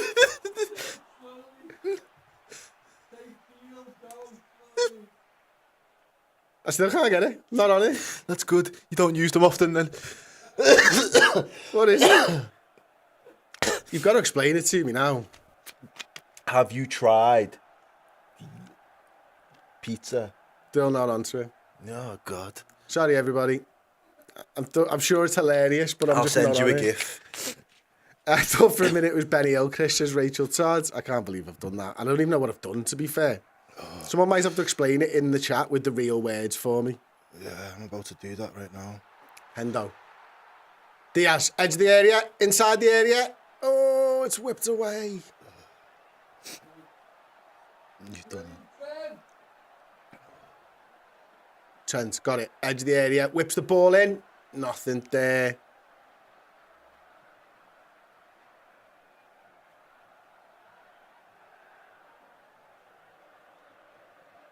I'm still none the wiser on this one, so if someone could explain it to me, that would be fantastic. I've said it slowly in my head and I'm still not onto it. If you text me it. What the fuck? Oh. Right. Sounds. That's it. Hey, Jamie Saunders has spelt it out for me. Thank you very much. Appreciate it. Trent Alexander-Arnold's got it now. Nunes, 30 yards from goal. Just not going on there. Turn himself into two men. Oh, he gets the ball back, though. He gets the ball back. Referee! Penalty! He does well, Nunes. Does well. And you're probably right. Salah could be the first goal scorer here. Let's go, baby. Salah lifted Does really the ball. well. Because he gives it away. It's his mistake, actually, in actuality. Nunes there. He half turns himself into a little bit of trouble, but then he goes and presses the ball like a madman possessed. He nicks it. And the defender is... Does he kick him? He's half unlucky because the defender still thinks he's got the ball and he's looking not at the ball, he's looking at the next pass. Oh, he Nunes nicks it just away. nicks it and he just kicks through the imaginary ball straight into Nunes. What's he The doing there? defender's How's he had not an seen him? absolute mare. Hey. Oh, he just gets a little touch on him, How do you doesn't not he? see the madman of chaos just running at you?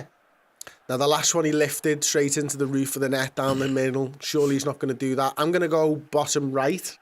Bottom right. What are you saying? Big talk between the referee and the goalkeeper, Leno, now. Nice sends, Leno. Has he got anything on his bottle? You go bottom right, I'm going to go bottom left. Going bottom left. I like a left footer playing it to the left, opening the angle. Because I always think when you're taking a penalty right, if you're left footed and you're hitting that way, if you're right footed and you're hitting that way, you bend it naturally so it goes close to the keeper, whereas you bend it outside the post and it comes back in. I just think it's a little bit harder. So I like your shout, but I think he's going bottom right. Will he go central again? Will the keeper do what Pickford did with his little arms the other night and stay central? It's 0-0. 38 minutes, 52 seconds gone. Mo Salah penalty for Liverpool Football Club. Big breath. Big hit. Ooh, down the middle. Bang! Eat that, Fulham, you pricks. And that's one. That'll do. The deadlock is broken. Liverpool have the lead. 39 minutes played. It is Mohamed Salah. That defender, I don't know what the fuck he was doing. It was a ridiculous one, wasn't it, from him? It was. But Mo, let's do it this way.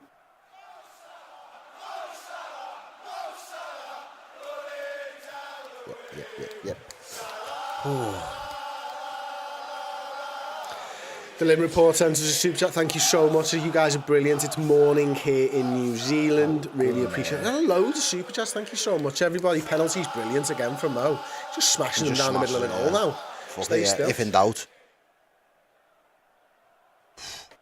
Give the keeper the eyes. Send him. The first pen hammered Salah's come in. Cock. Beth McCard sent us £2. Thank you. You two are chaos together. Loving it. Thank you so much, Beth. Appreciate that one. This is a mad one, isn't it? Because, like, right now, going into this game, we were 7 points behind Manchester United. Okay. Now, they play tomorrow night against Brighton, a team that they couldn't get the win against in normal time in the FA Cup. Team that's on the up, very good side. Probably don't score as many goals as they'd like. But, you know, we closed that gap to 4 points, and I know we'd have had 2 games more. You put the pressure on Manchester United a little bit, and you shake the tree almost, don't you, Errol? That's all I've been asking for the last couple of weeks. Just keep winning and make sure that if we have to be flawless to... Go ahead. Go on. Mo, inside the area. He's done him. Oh, that was so close. That was so unlucky. But yeah, if you keep that pressure on, keep applying it, they have to then be flawless in order to get the Champions League spot. Any mistakes, Liverpool have got to be in pole position to capitalise. We can't give them any more wiggle room. But yeah, as that's played across stack. It was Diaz. Was that Diaz? No, it was Mo on the inside and Nunes. No, was it Curtis Jones that passed it out to him through the middle? Yeah, it was. Yeah, Kurt does really well. Drives and then just distributes it across to Salah. Not as been in this game quite as much as previous weeks, has he, Kurt, actually? I haven't noticed him quite as much. Oh, but play there, though. Well, there he is now. He's got the ball and he turns out nice. He's attacking the penalty area. He's got Timakash there. Turns back nice again. Hendo, edge of the area nearly. Timakash, left-hand side, got chalk on his boots, plays it back to Henderson. Looks like this one's going back. Oh no, he plays it inside to Fabinho. Lovely little well. That's good touch from Henderson as well. Unlucky. It's behind Mo. What's Mo doing there? Picking it up. Well, Nunes has gone out. Henderson's playing centre forward. What? Go ahead, lad. Sounds. Trent into Henderson. Nice football. Kept the ball well. Mo Salah. Patient build up for Liverpool. Nice. Back to Trent Alexander-Arnold. It's going all the way back to Virgil, this, isn't it, at some point? No. Right-hand side, Mo, deep again. Nunes ahead of him. Hendo ahead of him. Looking for somewhere to go. Uses Henderson. Probably could have turned on that, Jordan. That's the one thing with Hendo in there. He's not quite got the technical ability of someone like a Martin Odegaard type who just turn and drive there. Wants to play that simpler pass back. Open up a little space that way. Trent got it, halfway line. Look at that, league table as it stands, 4 points behind Manchester United. It's not on, but you can put them under pressure. A rare straight pass from Trent. Like, we're not getting top 4, but we can put them under pressure and see. Yeah, we've got Dave. If we win every single game, they've got to be flawless to get top 4. They've got to be. Oh, it's a good pass by Nunes. Just unlucky. Just doesn't make its way back across the Trent. And there's Nunes again winning the high. The press is doing really well. He's busting a goal. And he's full of endeavour. That's one thing I like about him. The kid's always going to work, whether he's You think he's got the raw quality or the ability, he's always going to work. He's not a passenger. He doesn't just get carried through a game. The rest might have done him good, to be honest. And, you know, sitting there watching Gakpo come in and start firing on all cylinders, the love that everyone's got for Gakpo as well, that might just be a little bit of impetus that says, look, lads, you need to kick on here. You've been here longer than Gakpo, and you're in danger of kind of being left out of this side moving forward. Like, it's evolving, isn't it? So that's something for me where he goes like, come on. When I get my chance, I've got to take my opportunity. And he's pressing high from the front, and he is right now taking his chance. I like what he's been doing. Joshua Wilson there with the $5 super chat. Thank you, Josh. He says, hopefully we keep this pressure on. Don't allow them back in it and keep up the good work. All you never walk alone. And that was his first super chat from Josh Wilson. We got a little notification there from YouTube. I've never seen that before, so thank you very much for your first super chat, mate. Something to we be will treasured. reward you with a song as well. Kieran Orr says, Pajak, I'm going to read this 4 times to make sure there's nothing going on here. I think it's fine. What would be better? The Ev getting relegated, but us finishing 5th, or Man United missing out on top 4 after their best season in a decade? The best thing for me, Kieran, is Liverpool's finishing position. So Liverpool finishing 4th. Yeah. Irrelevant of what happens to the other side. Doesn't matter.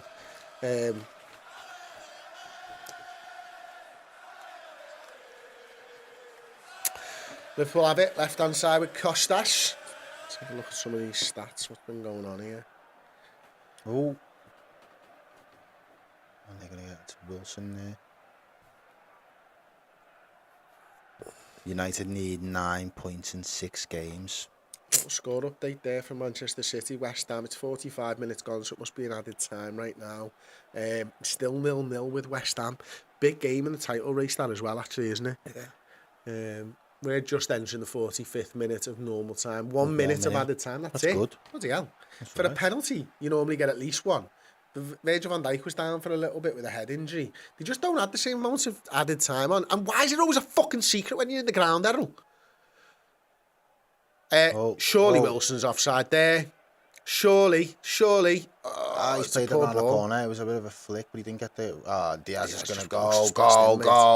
And he leaves the ball behind, but he's going battle. He's going battle. Go, lad. Go. Lucho. You should have just did it. I was teeing you up. Dang. I mean, I'm sure you can tell by our reactions that Jordan Henderson just had a shot from distance, because what normally happens when Jordan Henderson has a shot from distance is this. It's a great play by Diaz in the build-up, and then Hendo just lifts it up.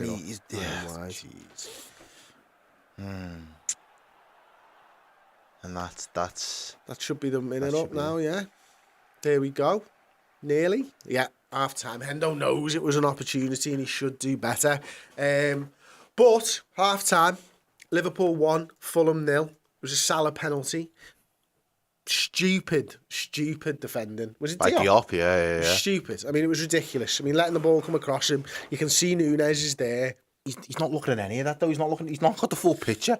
It's like he had your glasses on, but needed my glasses, because that was fucking awful. he couldn't see shit. He was like, I don't understand how you can't see the man running steaming towards 6'4" god Darwin in red, just like boom, steam train, and then he just ends up following through and just kicking through him. It was bizarre. Very great penalty by Salah though again. Yeah. Brave to go down the middle 2 games on the run. Yeah. But that's how you get your confidence back. When you've missed 2 on the bounce. The first one was just like, I'm just getting it in the back of the net. The second one was like, right, I've got another pen, let me just slot it. But isn't it brave again after seeing Pickford save one down the middle the other night? We wouldn't have been watching that.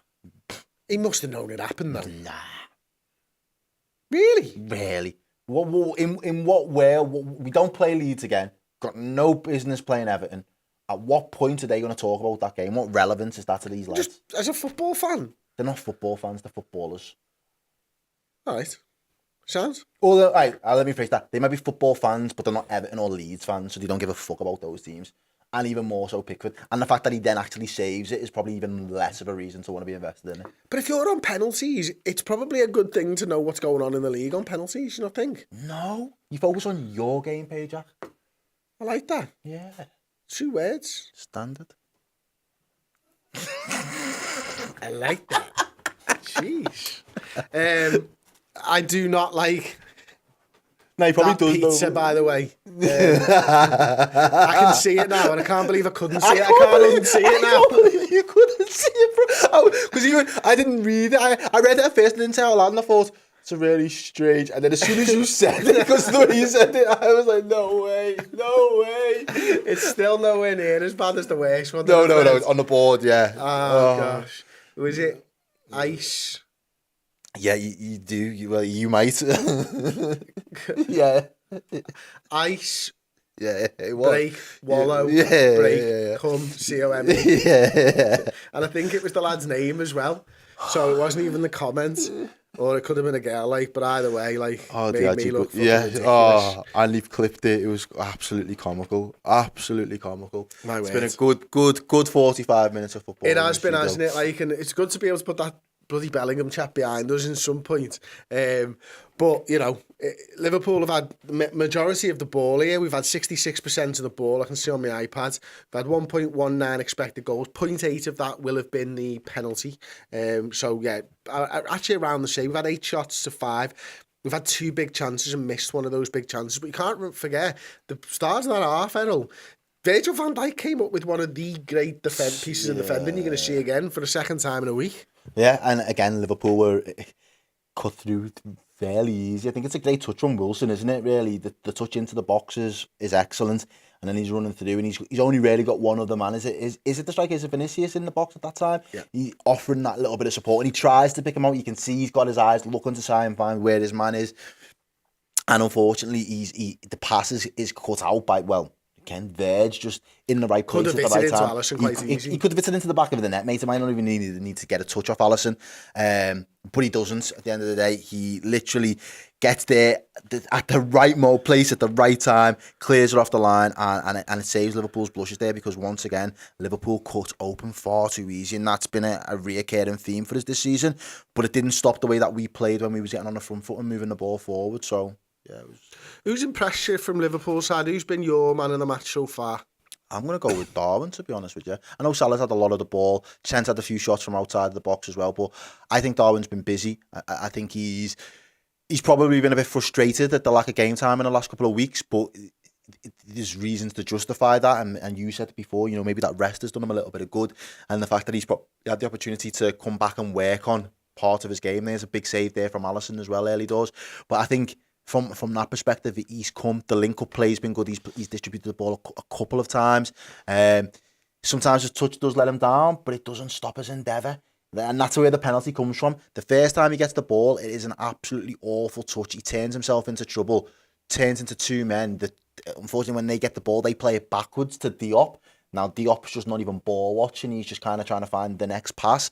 But he doesn't want to give up on it. He knows he's made the mistake and he's there to pounce on it straight away. So I definitely think Núñez deserves a little bit of a shout there. I think Trent's been good in parts in midfield. I think he's kept everything ticking over. And I think Liverpool's best work comes, there it is again, when we're on the front foot. And do you know who else as well? Diaz. I was going to say my 2 would be Trent and Diaz. I've been really impressed with the way Diaz has just come back in. I was worried that we weren't going to see the best of Diaz before the end of the season because he's been out for so long. Yeah. And he's just come back in and he just seems to have picked his game up. He's just something about South Americans, isn't there, in that way? Like those angry, narky ones, they just... As soon as you get on the football field, it's like something changes in them, and they're just fucking absolute monsters each and every time they take to the field. Diaz doesn't need to train. Diaz is just Diaz, and he's going to be Diaz. Darwin, I get what you're saying about the endeavour, but I'm not sure with Liverpool have the ball, he's been that great. I think he's missed quite a few passes. He's obviously twats that one into Fabinho, but without the ball, I think the press is there. I think that's probably the biggest thing that he needed to improve, actually. Because he's always got the endeavour, but he's never there. He's always running, but he's never actually affecting. You know what I mean? Whereas I think tonight he's probably affected it. Definitely. Ellis Day, member for 23 months. I think Fab has finally put some batteries in these go-go gadget legs of his. Good to see Fab being back, because Fab being, playing better... It's a massive. I mean, we would have needed 3 midfielders otherwise. And that would have been going into the summer absolutely 100% needing to replace Fabinho as well. Like, I don't see that he's the future anymore. He might be the present for a little while, but Bajcetic might be the future, or somebody else might come in. I mean, where are you with that? Do you think we need to upgrade Fab? Because I think he's upgradable now. I didn't think he was a year ago. Yeah, no, he is. He's definitely upgradable. I think there's again, it's about having younger lads or players that are entered into the prime that are hungry, that actually want to see the opportunity to say, I'm going to displace you from not starting 11 week in, week out. And I think, you know, if we start a future pace 4 next season, there's a good chance that Liverpool are going to be playing Thursday night football in Europa. It's not what anyone in the fan base wants. There goes the Thursday night pint. Well, I mentioned that to Steve this afternoon. I was like, does he know? Have we had the talk with him? Have we sat him down in a room and said... It's a good show, that. It's a really good show, I know. We change it to Wednesday. Wednesday Thursday night pint might be what we need to get through the Europa League. That's a very good, yeah. We'll just rotate in here. There'll be a couple of us in here, just turning our sorrows and a couple of us out there on the show. Yeah, I'm all for it. Scott Hawks, mate, you are an absolute legend. Scott, he's just gifted 10 Redmen TV subscriptions again to Scott, mate. You really are such like an unbelievable supporter of what we do, mate. I cannot thank you enough. You're an absolute superstar, the best of us. Yeah, mate, thank you so much again. I can only say that. And I'd love to know who got those subscriptions. I don't know whether it tells me. It does in the chat. Okay. St. Paul was gifted a membership by Scott Hawks. Philip Smith, Lucci Jola, Wally77, Michael Toth, Joanne Beastle, Paul Lennon, Judge Fuller, Judge Wills, and R. Melv. That's brilliant, mate. Thank you so much. They're all what, mate? No, they're all at it. They're all trying to get us to say really inappropriate things that we will not be saying. You're the ones that are blindingly obvious, though. Yeah. Although some would argue that one was. I read that one out, so... it's, you know what it is, right?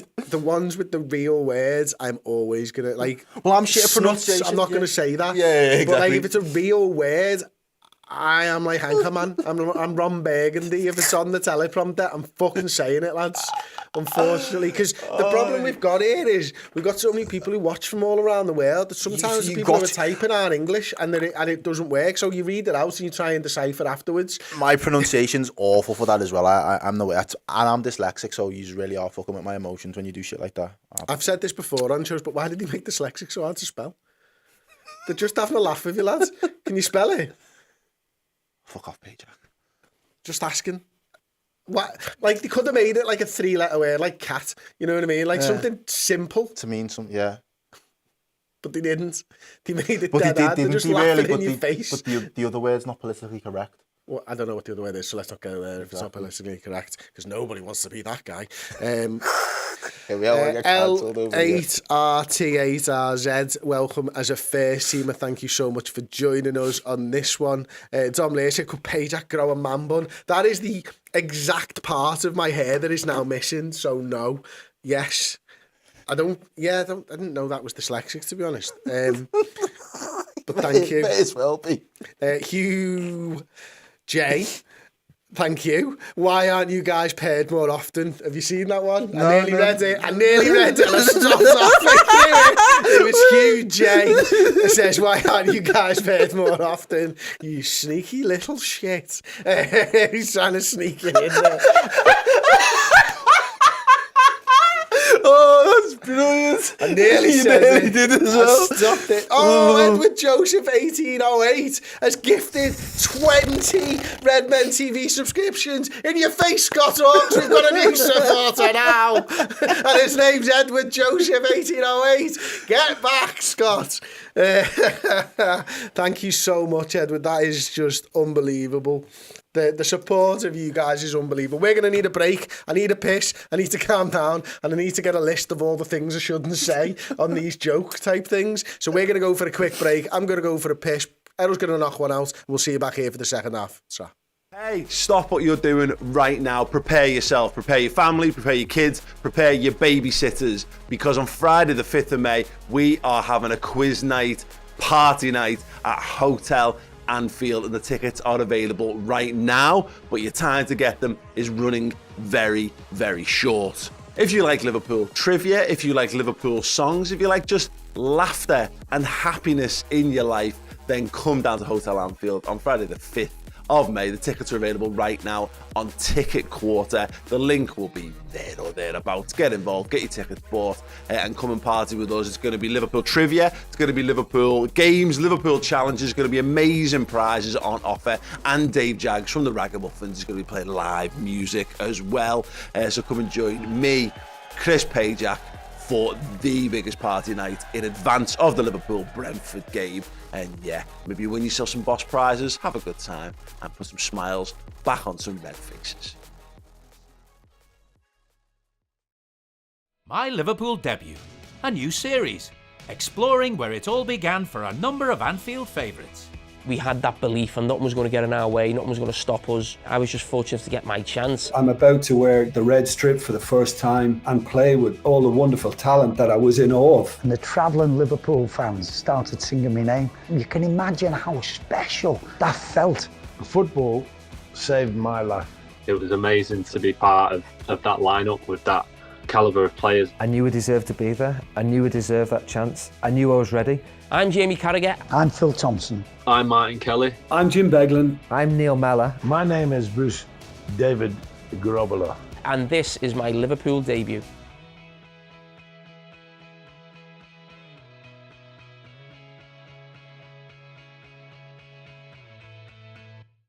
Hey everyone, what's happening? We've got an incredible prize to give away this month. It is a signed picture and frame of Liverpool's three-time European Cup winning former captain, the man, the legend, Phil Thompson. Yes, if you join up as a Club Legend subscriber on redmenplus.com, or if you're an existing Club Captain subscriber and wish to upgrade, your name will go in the hat at the end of the month to win that incredible signed prize. Bang it on your mantelpiece, stick it on the wall of your man cave or woman cave, and add it to your incredible Liverpool collection with this wonderful piece of LFC memorabilia.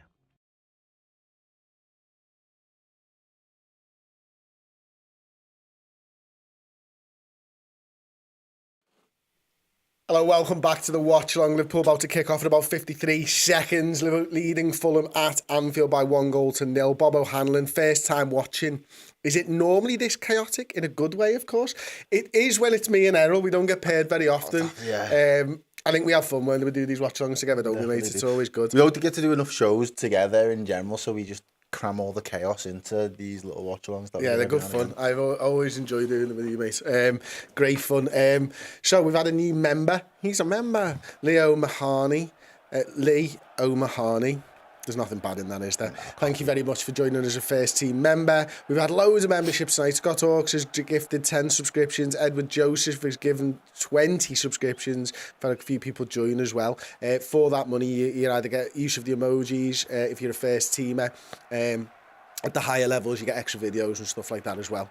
So thank you very much for joining. No, I'm not reading your name, the one that ends in 15. Thank you very much. It was too obvious. Caleb says, lads, did you hear about how... No, I'm not going to say this. That fella from Hungary automatically qualified to the Champions League next season. It's absolutely atrocious. You're all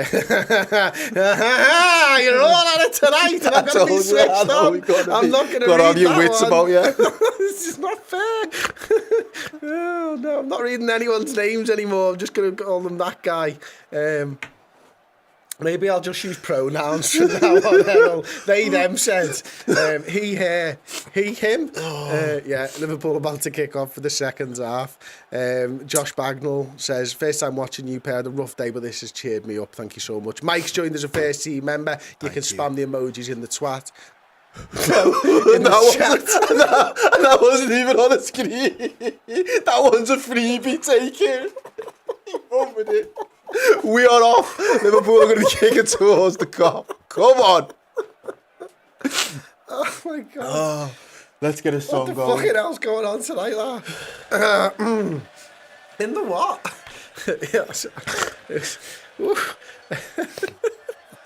Trent screamer incoming. Yes, the lads. Official cam says, I reckon there's going to be a cheeky Nunes brace. I really hope so. GS is loving the perks of Redmen TV membership. Thank you so much. David just says, oh my God. Classic Freudian slip there, Chris. Yes, I think it might have been. More than just the one as Tom well. Carson says, haha, Payjack. Next time me and my girl are fucking, I'm spamming emojis in the twat. The tongue out, lads. Oh, mate. Spit flying everywhere. Oh, yes. Right, this is what it's about. How many have we got? We've got 5,000 of you watching in the chat. my You stuck around. They haven't run away. That's the main I thing. know, we've scared a few off, but not all of them. Liverpool take the corner. Willian clears on the edge of the area. Henderson's got it now. Plays it all the way back to our goalkeeper, Alisson Becker. My word. So anyone who's just joining us now, we're a few minutes behind in the UK because we're listening to it on our earpieces on the radio and it's not screened on the televisions. Salah's got it. You can join up with us and have our live commentary if you want, or the ramblings of two men. I don't know what it is. We're just innocent men. But maybe we're not so innocent. At least if Errol would tell us what his sex words are, then we'd know he's not innocent. Errol, what are they? Not happening. But we've got Alex in the chat saying, should we regret letting Wilson go? I don't think so, you know. He's not a midfielder, is he? He's no. Touch wood, yeah. Touch wood. At this moment in time, I'd say no. That's a great ball by Trent there. Plays it into Jordan Henderson. Salah's return ball's not the best, though. Josh Owner sent us a super chat. He says, have you seen the Australian cider advert? I have not seen that Australian cider advert, Josh, you sneaky boy, you. Gareth Baird has been a member for 30 months, says, love these watch-along, especially with the Dream Team. I've liked on both my phones. You'll never walk alone. Thank you so much. Go ahead, lad. Double like is right. Double penetration from Gareth. Love that shit, honestly. Errol does, anyway. Timacast has it at left back. My mum watches these streams, you know. If you know, just in case you're not aware, Payjack. She's like an avid viewer of the Redmen. She's on holiday now, I know this. It's a good ball. Oh! That was a chance. I nearly said muffs his lines then. Look at hell. What's going on? I've got it on the brain. I don't know what's going on. He fluffs his lines. That's what I didn't say it, thankfully. I did say it, but I didn't say it. The other mad thing is, I was thinking about this when I was having a piss before. Like that dildo pizza thing. If he'd have just wrote dildo, I'd have read it. I could have just read that because I don't mind. It's not a naughty word. Dildos are part of sex lives. It's fine. Yeah.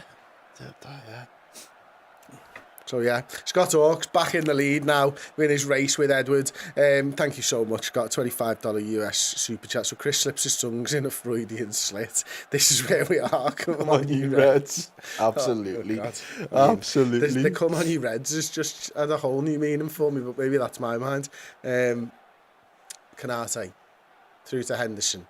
Got it right hand side, just crossing the halfway line. Little 1-2 with Salah. It's actually a loose ball, goes to Kurt Jones. Fabinho. Plays it wide to Costas over on that left-hand side, who's a little bit high and wide over there. Got Kurt Jones inside of him. Fabinho, again, nice football, but not a lot of movement ahead. Oh, Fabinho with a little ball around the corner to Diaz. Plays it back to Trent. Looks up, scans around, looks at the matrix, decides to pass it through to Diaz. Goes past one man, goes past two men. Diaz. You've got to hit that. You've got to hit that for me, Diaz. You've opened it up. People are there as your decoy, bro. And I'm uber critical of my man as well, because I'm like, you don't bring players in enough. You do all of the hard work. You beat one, you beat two. You need to lay it off. This time you needed to go on your own, lad. Can he go on his own? Does he have enough? Can he see enough of the goal? Easy. Too easy. In a bit. And then he just... Maybe I'm being a bit critical of him. Symes is trying to get me to say that side of the name as well. I'm not doing it. Quad Bod's in there. I love his one, but I'm not going to read it out. And Theo here as well. Brilliant. We're back to the game. It's 50 minutes gone. People are letting us know in the chat that City may have scored. Nathan Ake might have put them 1-0 up against West Ham. Not Haaland, bloody hell. That's unusual, isn't it? Yeah, Ake assist by Riyad Mahrez. Fabinho's got it. Liverpool have had a lot of the ball this second half. Look comfortable at the moment. How is Salah playing? Well, he's just missed a great opportunity Nunes, I wouldn't say put it on a play for him, but he's teed him up quite nice. And Salah's just ballooned it over the bar. Oh, Trent. Oh, gives a bit of a hospital pass to Fabinho. Fabinho does well to just clear his lines. Liverpool have still got hold of the ball. Recycled to Salah. Salah's just about on the halfway line. Lays off to Jordan Henderson. 51 minutes in, Errol. Are you starting to think about any changes at all? I think Diaz has probably got about 10 minutes left in the tank. So I'd probably try to get the ball out to him as much as possible. Really go heavy down this left-hand side early doors. Good touch there. What would you do? Could you just move Nunes out to the left and play Gakpo up top? Yeah, absolutely. Are there any other options there? Maybe a Carvalho coming in? No. You're going to bring on Gakpo, aren't you? And you're gonna ask Nunes to go and do a job on that left-hand side. Go and run at his man. I mean, Gakpo's obviously played that left-hand side as well. But he's been playing up in that position at the moment. Yeah. I think Nunes was just going to be the one that's going to get the most minutes anyway out of the 3 potential interchanging players. I think Salah doesn't move. I think Jota's probably, if we don't need Jota to come on, don't bring him on. There's Diaz there. Now you got to hit it. Now you're not going to get the chance to. Of course, there is the option to bring Jota on. I know he was a doubt for this game, but he is on the bench, isn't he, Diogo? Am I right in saying that? Yeah, he is. You are right. The ball goes. Oh. Sunil Sarai has joined as a first teamer as well. Thank you very much. You now have access to those chats. Thank you for the support. It means a lot to us. Yeah, thanks very much, mate. I really appreciate that. People in the chat saying get Henderson off. I don't know. Would you bring Elliott on for Hendo? He played well against Tottenham Hotspur. I was worried going into that game about the Kurt Jones, Harvey Elliott axis. Said that in the studio. They seem to go all right though. Yeah, for the best part of an hour. Worked really well. Ben Footit is just enjoying the game after a cider as well. You cheeky boy, you. Thank you very much for the chat. Not saying that. Rachel Todd has gifted 5 Redmen TV memberships. Thank you so much, everybody. There's a lot of love going around today. Thank you so much. There is a lot of love. Is it a special day? It's not Valentine's Day or nothing, is it? No? No. Good. That's in February, isn't it? Normally we play Porto away. That's a good ball though by Willian.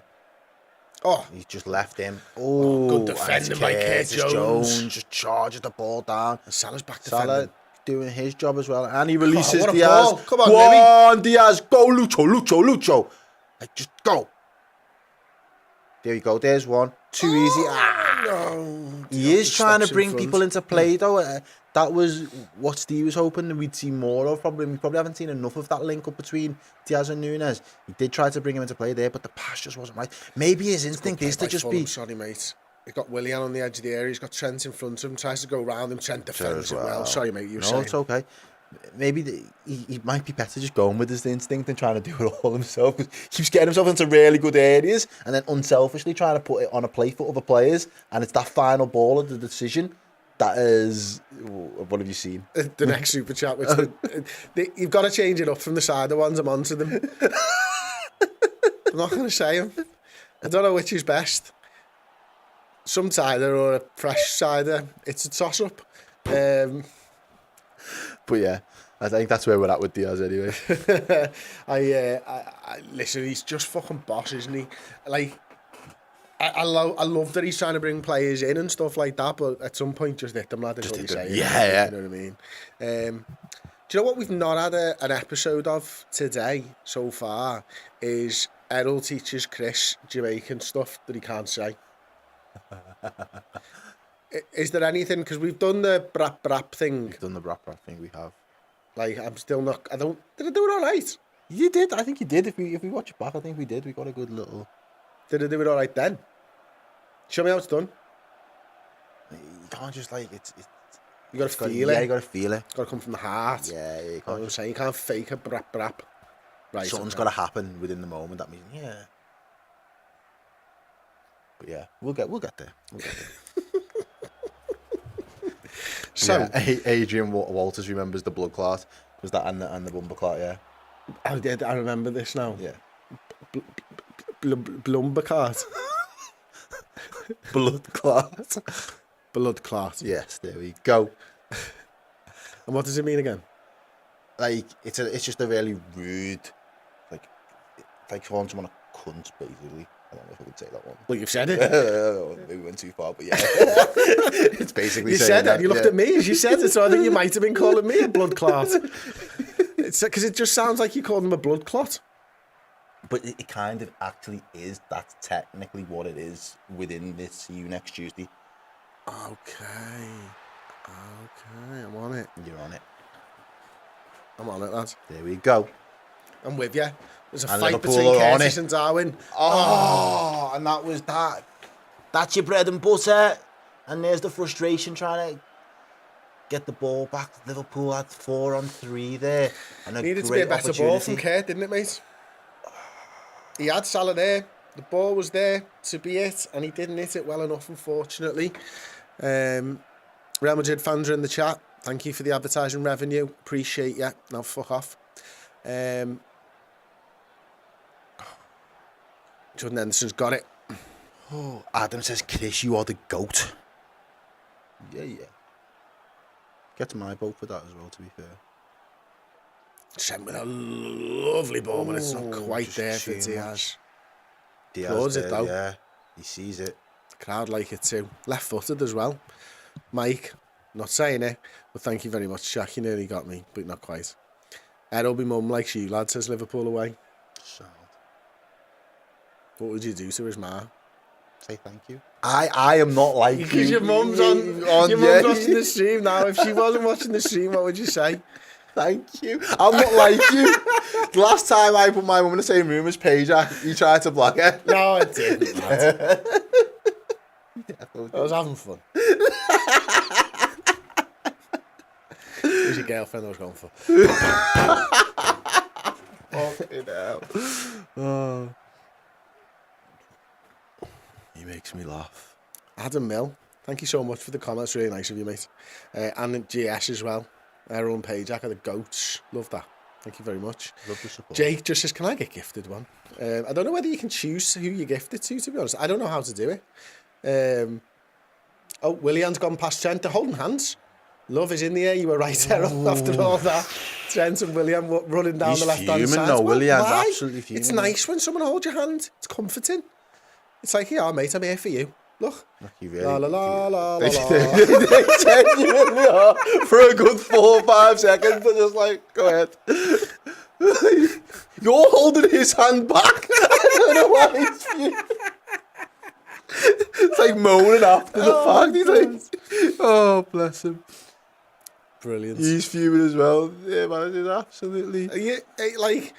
It's not technically a foul if you just hold someone's hand, is it? No, it's not. As long as it's not like you wasn't pulling the shirt or not. Yeah, like that, like, exactly. You just be You nice. don't have to hold his hand back. It's fine. Like if me and Errol swapped glasses and held hands, people would be like, "Oh, they're in love," and that's what it is. Willian and Trent love each other. That's all it is. Oh, but that's a sloppy pass from Oh, Curtis my days. Jones, and his hand is first to go up to apologise. Liverpool get away with one.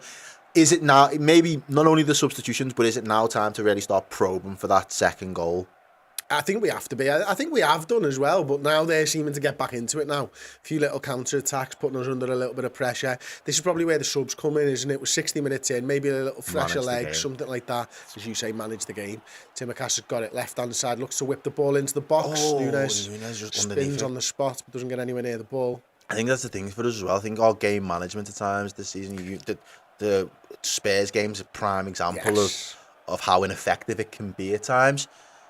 1-0's an even more precarious goal than having 3 to the good.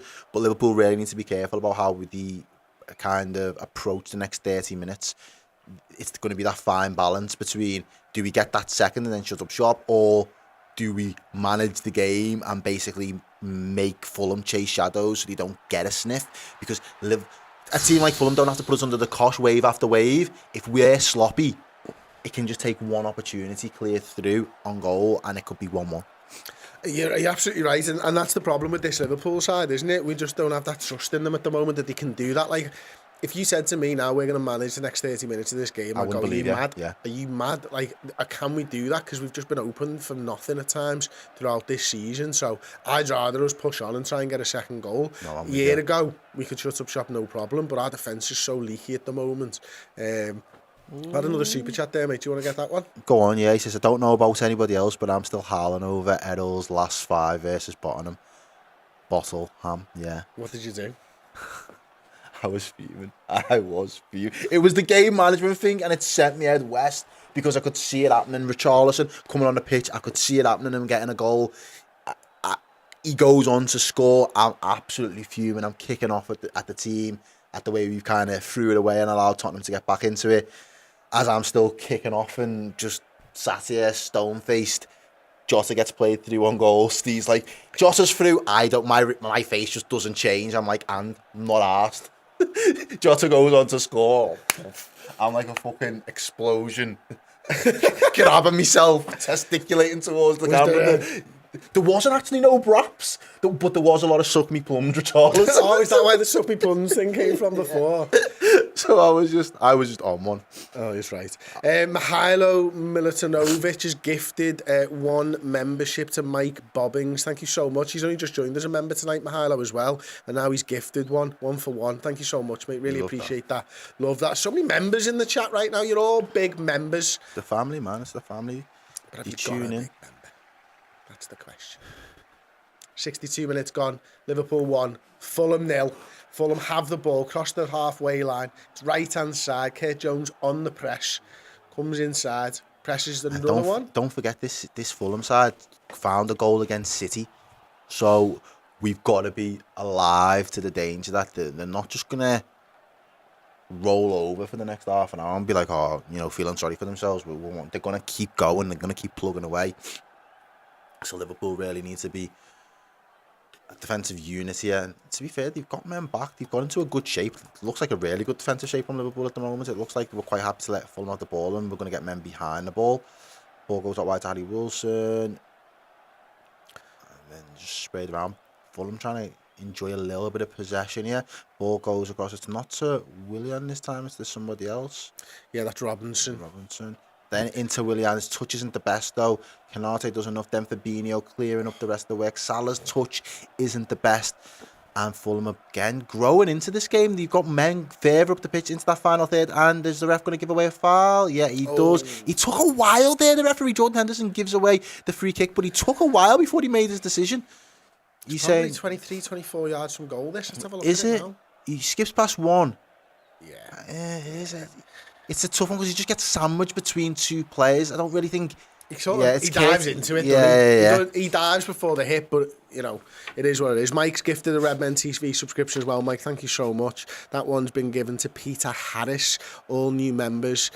Lovely that. The love here tonight. Harry Wilson's got to sky this over the bar for me. It's just what he's got to do. If he was a big boy and he was playing for Liverpool Football Club, he'd be good at these, and he'd hit them in the back of the net. He would. Fuck. Mate, I will fume at you. I hold you personally responsible. I will as well. I do this so often, you think I'd learn, but I don't. I'm an idiot. Is it Wilson? It looks like it might be Willian. Who put the ball down last? Ralphie says we know who our parent will be presenting the next stream because of all the dollar signs. Honestly, it won't be. You'll be back on the ground and I'll be back in my seat. Oh, it's not. That seemed a lot further out than I thought the free kick was. And they've got a chance though. Ooh. Nah, it's nothing. If they had the big target man in there, then that would have been chaos. And it's been offside anyway. Judged offside. The flag has gone up. It's only a bit of crack, lad. Says, how long do these memberships last for? I think it's a month. The free ones. I think you've been sorted for an entire month, which is pretty cool, isn't it? So you can get in on the members chat later on the Match Reaction / Fan Interactive show that we do straight after the show, after the watch-along. I'll be presenting that one. I'll be doing player rankings. You'll be doing instant match reaction over on Plus as well. We got Paul, we got Chloe, we got Steor all at the ground giving their reactions and fan cams and stuff like that. So there's loads and loads of content upcoming on the channel over the next sort of few hours. Double substitution, Robertson and Gakpo coming on. Robertson, you'd imagine straight switch. Diaz has got 65 more minutes under his belt. And Diaz comes off as well. So will it be Nunes out to that left-hand side, a whole new left-hand side? How do you think Tsimikas done then? I think he did well. I think that first half, there was a couple of occasions, wasn't there, where he was running through with Vinicius and he kind of got his body across him, used his strength when he was probably in a worse position. Yeah. So I think it's fine. Like, not much going forwards at all. Yeah, I think he was a little bit more reserved going forward. You didn't really see. That's the role, though, now, isn't it? With Temp moving into the middle, the left-back just can't get forwards like the days gone by as Robertson flies forwards. Yeah. It's a cracking little ball. He's attempted there. And it's it had a to be corner. cut out. It had to be cut out. And it doesn't look like Nunes has gone to the down. left. Yeah, he was through the middle there, wasn't he? Thank you, Adam, who says Errol and Chris are the best YouTubers in the world. I mean, I genuinely think that Mr. Beast is. I have never watched the Mr. Beast. So my kids love it, right? And he's fucking boss, but he gives loads to the community and people and charity and stuff like that. He just does so much with it. I massively respect him. Owen Wilding has joined as a first teamer. Thank you so much, Owen. Corner comes in. A ball by Gakpo, maybe. Oh! I thought that was going to make its way through to Fabinho there.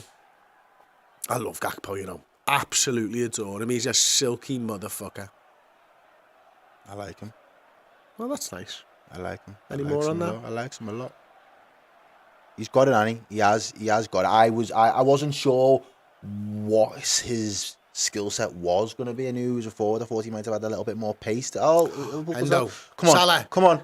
Oh, he's trying to thread the needle there. Salah, what are you doing? Oh, he's trying to thread it again. Gakpo. His touch First has let him down. For the first time ever. And then that's a really good touch by Willian on the turn as well. And he plays it through, but the ball wasn't the best. Mark Mighty Red has joined as a first teamer as well. Mark the Mighty Red, thank you so much for joining. We have had so many memberships. As Nunes goes through, touch lets him down. It would have been unbelievable. He's got Gakpo in the centre. Maybe they have swapped actually. Oh, he's forgotten the ball, Darwin. You fucking idiot. Hey, where's the ball gone? Where's the ball gone? He did a fucking, whatchamacallit. What was the guy's name from the first half? No. I don't know. The guy who lost the ball and then kicked him. Diop. Diop, yeah. He did a Diop. Oh, man. We've had a super chat from Errol and Zambazaron. Oh, my God, I'm so sorry. I'm really sorry. I hate it when my name gets pronounced wrong. Hi, Redmen TV, Errol and Chris, Reds and members. All the best, lads. Scoring goals. Amen, amen. My prediction, Liverpool wins. Amen, amen. Thank you so much for the super chat. It's really appreciated, as ever. I hope that Liverpool will score more goals as well. Hopefully the Gakpo sub, and he is on the left-hand side actually, Errol, does affect things. I'm surprised there's not been a little bit of movement in the middle of the park. I think the Hendo sub makes sense to me. Yeah, you said it before, didn't you? As Williams got it left-hand side for Fulham now, plays it inside to Kearney. He's been their best player. Plays it out to Robinson. Swings a ball into the middle. Vinicius leaves it. Robbo does well to intercept it. Darwin Nunes brings it down with a plumb. Does really well, but there's two of them. Plays it to Salah. Oh, it was nearly perfect. Just a couple of them passes tonight for Liverpool. The idea, the intent, the intelligence to know that that's a good option is there, but the execution has just been a little lacking. A few empty seats in there, little away end there, isn't there? Left arm. Darwin won the pen for us. He did, yeah. Darwin won the pen. Back off, Darwin, is he? People are really out here for Darwin defence. I don't think he's played too bad. I know. I think there's just debate in the chat. Just the outside of his foot. Oh no, I did call him an idiot for leaving the ball behind, to be fair. Owen Wilding sends us a super chat. It's his first one as well. Thank you so much, Owen. Come on, lads. Julian Patmore has joined as a first teamer. Wow. I tell you, I can't remember so many people joining up as a member before. This is on it tonight. The active. Thank you. Make sure you share the stream if you're liking what you see. Send the love. We've got nearly 6,000 of you watching with us live, and we've got 1,700 likes. So thank you very much, everybody. There's Nunes battling away there, ref's just letting it go. Interesting. Could have potentially blew his whistle there, ref, but he gave both players the benefit of the doubt because I think it was a bit of sixes and 6 of one, half a dozen of the other. Curtis Jones, Trent. Oh, nice little ball through to Henderson. Now he's got Salah on that right-hand side. He's trying to go round the outside. And he does go round the outside. A saying that you can only say twice because of Eminem. And those talking to Robinson there, he's saying, you're shit, lad. Get a haircut. It's not 87 minutes of extra time. Number 8. is coming off for number 7. That's Harry Wilson coming off, I believe. And then number 7 is Cabano. Looks like it's a triple substitution. Harrison Reed's coming on for Lukic, and Cordova Reed is coming on for Tom Kearney as well. So they're freshening things up in the midfield and the attack right now, Fulham. Going for it. Well, they've got 20 minutes to go and they're still in the game. We haven't killed them off, and we haven't done anything in the second half to really make them feel as though they can't nick something out of this at the minute. So it's all on Liverpool to do, really. More super chats, mate. Carl Martin, member for 20 months. First, love watching the Reds with you guys. Can't listen to the broadcast announcers. Way too anti-Liverpool. You guys make it fun. Let's go Reds. Rants and Rambles is a £5 super chat. Thank you so much. You make Mr. Beast look amateur. Would you consider having rival fans do the watch along like Goldbridge? No. It's biased for a reason. It's just fucking Liverpool fans, mate. That's all we're about. You know what I mean? Michael Teague has sent us $9.99. Thank you so much. Hey, how you doing? Hey. A little bit of a Joey Tribbiani tribute there from him. Mike says, I've joined as Alisson's got it, sorry. Looks like it's going out. No, Salah flicks it on. Hendo's gone beyond. Mike says, I joined because you two are chaos and I love it. Sunil Sarai's gifted 1 Redmen TV membership and that has gone to Anxiety. Thank you so much, Sunil. That's brilliant. Wow. This is quite humbling, to be honest, the amount of people that have super chatted in tonight and gifted memberships. Just so good people in the world, Errol. No, man. Not you, but... Yeah. This is after you were calling them out before, you know what I mean? I know, but you treated me, look at this. You should treat me more often. What is your line in bed, lad? I'm not telling you. Why? What's your go-to? What's your pick-up line? Liverpool got the ball with Salah, plays it through to Henderson, Diop's got it. Watch out, he's going to kick someone, he doesn't. Fulham turn it round the corner. I don't know any of these players now. Now, just a peek behind the curtain, right? I had the fella's names in front of me all night with the numbers. So, because I don't know any of the players' names for Fulham. Now they've made subs, I'm fucked. We're just going to go back to that guy. Alex says, can't Liverpool make this 2-0 yet? The sooner the better as well. Because... can't go into the last 10 minutes. City have just gone 2-0 up, you know. Yeah, let's have a little look at the scorer there. Erling Haaland, Jack, the fucking knobhead, Grealish with the assist there. Liverpool have it right-hand side. Mo Salah, he's had loads of touches. Trent Alexander-Arnold's ahead of him. He's looking for a route inside, tries to play it through to Darwin. He's fuming with Darwin. Is he fuming with Darwin or is he fuming with himself? He looked at Darwin. Darwin's running into his position as if to say, I'm sorry. I think he's fuming with Darwin there, isn't he? He just wasn't on the same wavelength. Go on, talk us through, Pedro. No, what are you doing, mate? So Salah plays the ball into Trent. Trent just... it flicks off the defender. It flicks off the defender's back leg. That's why he's fuming.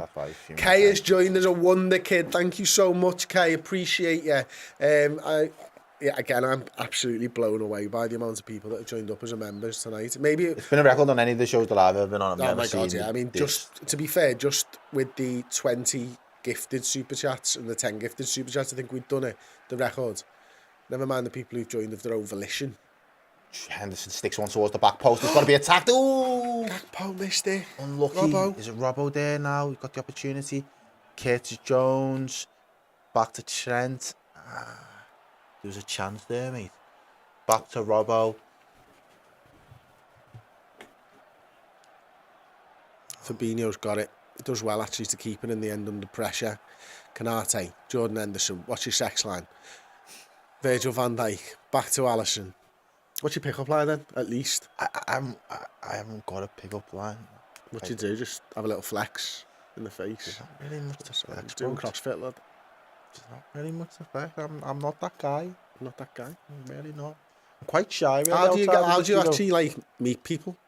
Gakpo's got it. Hold that thought. We'll find that out later. The $64,000 question. Like, are you on like? Nope. No. Nope. You just go for the old. Nope. I don't. Honestly, I'm outside of the studio, mate. I'm really shy. That's bullshit. I've seen your videos, lad, on YouTube. And I'm still a really shy person. That's a crock of shit. Toby says... Yeah, that's a crock of shit. It's not. Honestly, it's not. I am a genuinely dead shy person outside of the, like, when the lights and the cameras go off. And just... Showman. Yeah. I don't believe you for a fucking second, by the way. I've never met you outside of a studio and thought, you know what, that Errol's dead shy. Really? No, never. It is Virgil backstick. Oh. Curtis Jones would see him one up. That's up nicely though, and Virgil aggressive in the press there. He's decided to go play. Oh, well done, Virg. And the ref said that play on. Absolutely terrorised him. Oh. He absolutely terrorised the man on the ball then, just brushed him aside. What's it? Virgil's not. He's moving a bit gingerly for me, you know. I mean, also like, get back to your position, Virg. Come on, there you go. It's better. Canate plays it to Salah, who looks to go round this man. He doesn't quite make it, unfortunately. Yeah, we do need to put this to bed. We do. Joe J says the secret to confidence is don't have a mirror in your house. Oh my God, Fulham are in! Oh, what a save by Alisson! A bear paw. Vinicius. Wow. How did that get there? Switch down to the comments for a second. The Fulham are in the 6-yard box. A throw it again. Willian, flick over the top. Canate's the one caught napping. He's still got a bit of pace to burn, Willian. It's a cracking little ball. Oh, good footwork. Oh, what a save that is. Big save. Wow, it's a strong arm. That is a strong, strong arm. Kieran Orr says your pickup lines. I'm Errol, friend of Chris Pajak and star of Redmen TV. Home. Watchalongs. It's a good pickup line. Trent Alexander-Arnold, Liverpool on the break now. The Red Arrows in formation. There's two. Talk, communicate. Oh, well defended. Oh, but Gakpo's there, recycled really well. It's it. Oh, you've just got to hit it. Like, just hit it, Robbo. Mad, lad. I know, but... on his right foot. His left foot to go over the stands. What's he going to do with his right? Probably get it on target. No, probably get it on target. Bullshit. Never. Have you never done that before? When you run through on the wrong side, you've got Sorry, mate. Go on. No option but to hit it with your weak foot. Your weak foot tends to just do the job. I'm telling you. When you don't have to think about it, you just hit it. Not to left. No. Left bin finishes I've scored just because I've just had no choice but to just go for it on the left. No, it's not happening. Not with Robbo. With any other player, I'm okay with it. But not. Hitch and Baz says, Arrow's pickup lines. Do you want to come with me? I'll introduce you to Chris and Paul. Oh, isn't that nice? And then, yeah. Then she'll see Chris and Paul and be like, yeah, I'm going with Errol. Thanks very much. Did Steve tell you the other day he got voted the second best looking in the street? He's absolutely made up. What on?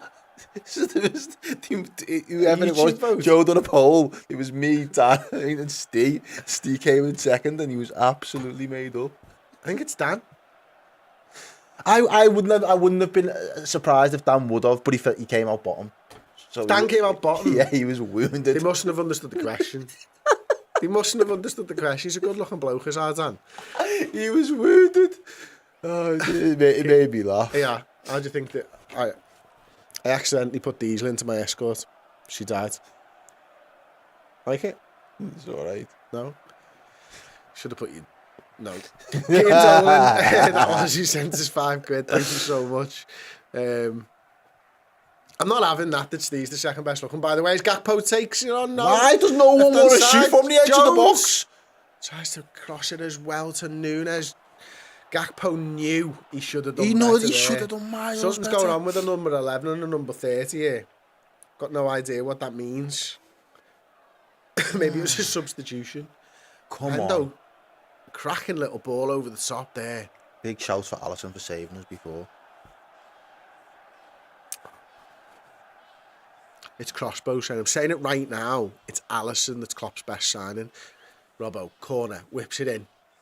Bodies. It's a shout, you know. It is. I think it's Salah, like. I think it's Salah. Yeah. But he's up there. Goofy R Production says, should I revise for this massive Spanish test I've got tomorrow or sleep? I need advice. Right. Harvey Elliott looks like he's coming on, and I'm guessing it's for Jordan Henderson at this point. I think the question's important. I don't think you can have one without the other in terms of the level of importance. Because when you think back to that Napoli game, it's Salah that gets the goal, but it's Alisson that makes that big save to stop Napoli getting back into it. Yeah, I think we've probably won more games because of Salah than Alisson, though. Yeah. If you just put on simply. that metric, yeah. And back onto the revision stuff because it's important. We want to sort this lad's life out. Someone does. Hendo shot for 30 yards and dragged it wise. Before my maths A-level, spent an evening playing pool and drinking about 8 pints of Guinness, and I did not pass my maths A-level. So I would always vote for the revise on that, otherwise you might end up being me. Has he got the test tomorrow? Did he say he's got the test tomorrow? Yeah, massive Spanish test. Bro, revision at the 11th hour is not going to do you any difference. Get yourself a good night's sleep and make sure you get yourself a good breakfast tomorrow. You need to be fueled for the day. What would you recommend? Like a tuna pasta? What? For good fuel? Rest? For fuel? Of a morning? No, you want breakfast, you want some eggs, and you want some orange juice. You want a little bit of protein, and you want something that's going to be a slow burner throughout the day. There you go. Keep you going. It's not just wild sex talk on this show, it's also great advice. You're not going to cram any more knowledge. You already know as much as you're going to know about Spanish now. You're not going to learn any more Spanish between now and tomorrow morning. That's a fact. But what you can do is set yourself up in the right way to at least approach the test in the best manner. Is my life advice from Errol. I mean, that's outstanding. Jay Noonan sent us £1. Thank you so much for that one. Massively appreciated. Alex Nunes, do you think Nunes will live up to the hype? What's this? Would you recommend pasta spoken like a true pork?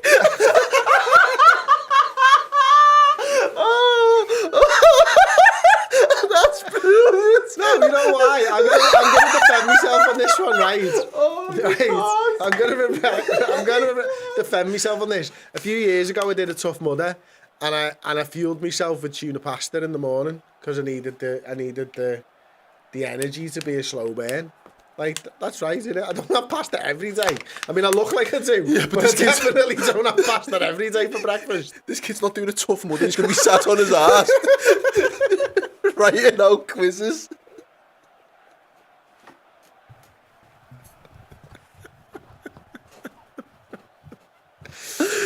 Triple substitution from Liverpool. Diogo Jota comes on for Darwin Núñez. Harvey Elliott's coming on and James Milner is coming on.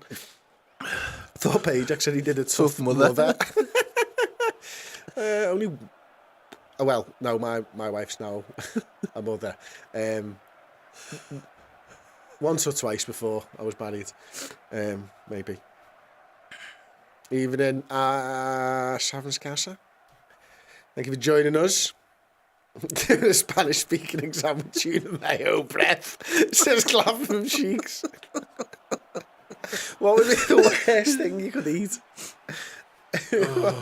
What do you think the worst thing you could eat is? In advance, test? like an oral test that you've got to do.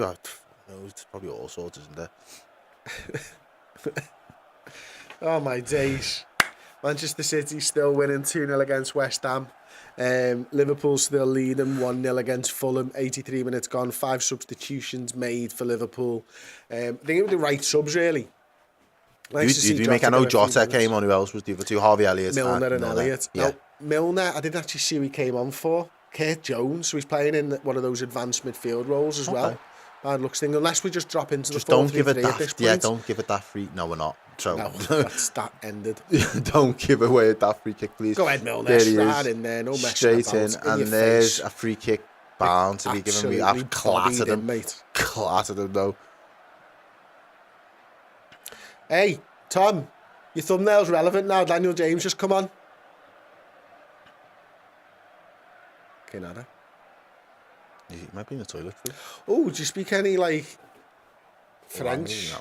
When you're no. getting down to your business? No. Just about speak English, mate. Absolutely not. Do you shout anything? No, you're implying that I have a sex life. Yeah, you do not. What's this out, lads? Where are we at? A long time. 6 months. Since the baby. Wow. Put me off. Heavy that, lad. It really is. Heavy. Yep. What you gonna do about it? Nothing. I'm good. You're fine, yeah? You don't look fine. You look like you're about to cry. Like a big baby. Like you're just going to weep. Is that a single tear I see dripping down your cheek? Possibly. We're not all married and we don't all just have it on tap and just ring a little bell. I wish. I wish. I'm working out about 800 quid a suck at the moment. Cheaper to get a hooker. Oh, God. And you think fucking mortgages and fucking all that shit, like, you know what I mean? When you Food factor in shopping, their you gotta factor everything in, lads, the you know what I mean? overheads, When you yeah. budget, you budget, lads, you can't turn it off.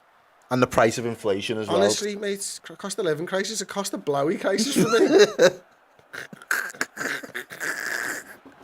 Oh, bless. Anyway, Fulham have got the ball, 85 minutes gone. Tom Clausen says clearly Errol knows nothing about being married. Lol. Oh, mate. This has been brilliant. Oh. This is the worst second half commentary. I'm sorry, Charmaine. Oh, here we go. Gakpo. Oh, absolutely leathers that, but it just flies over the bar. There is a game on. Sorry about that, everybody. Blame the Tories for the BJ decline. The Momongo game, and thank you so much. Yeah, you can do. Yeah, fucking 13 years of austerity has turned into fucking a few months for Errol.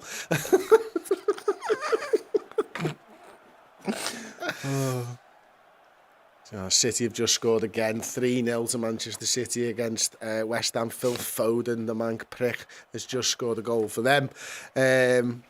Sudden Sousa says, we think in top 4 Europa League, I reckon, with the Europa, win the Europa and back in top 4 next season with good midfield signings. I kind of agree with that. Mm-hmm. I think top 4's done and dusted. Trent. Well done. Trent is right, lad. Wins the ball beautifully for Fulham then. Yeah, top 4's done. Europa League, you've got to go and win it. Anything else is an embarrassment. No, it's not, but you know what I mean. We're big enough and we're good enough. It'd be massively disappointing. Yeah, that's what I mean. It'd be massively, considering the amount of times, and again, the last time we was in it, we got to the final. Considering how we've ascended since then, the amount of times we got to Champions League finals, we were very unlikely to book Real Madrid in a Europa League final. Touch some fucking wood. I know, they're going to fucking... touch some wood. So in the off chance that we those fuckers will get knocked out of the Champions League and come into the Europa League just and to knock us out. But given on the chance that we don't face them, we should be getting to the final. It's in Ireland as well, you know. Dublin, innit? Yeah. Bell to that. Like, is it the Aviva, is it? I'm not sure. There's no... no. Fulham are through. We've got a man over. Virgil van Dijk positions himself brilliantly. Trent's got it now. He looks so composed there as well. We're sitting here looking panicked and he just didn't look phased whatsoever. Solomon. 88 minutes gone. Liverpool sort of... Not the time you want to concede. Not the time to fall asleep. We're struggling a little bit now. Virgil van Dijk's playing everybody on, mate. He was the man 5 yards behind the rest of the line. Look at this. But can you really play behind there? Can you? I mean, you probably he's can. deep, yeah, mate. He's deep, yeah, he's deep. But he does well. You can't blame him. He gets it away. Been at Aviva Stadium. Benella says Aviva's in Dublin, lads. Yeah, hi from Dublin. Fucking belter of a stadium, by the way. Liverpool played there in a pre-season. Jay says Virgil's been sharp tonight. Do you think he's seen the meme flying around? Well, I think he's pulled the socks up. Yeah. Like, I think he's needed to, you know. I think he just got a little bit too soft. And he's needed to prove a point to everybody to say, stop talking about me. I'm still Virgil van Dijk. I'm still better than everybody else. I'm going to show you. And he's stepped up again. Yeah, no, fair. Yeah. Liverpool are dropped into a 4-5-1 basically. Milner comes out of it to press, forces a straight pass. Jota's got it in our half. Robbo looks like he's flying down that left-hand side. He is. It's a terrible ball by Diogo Jota. Plays behind him, man.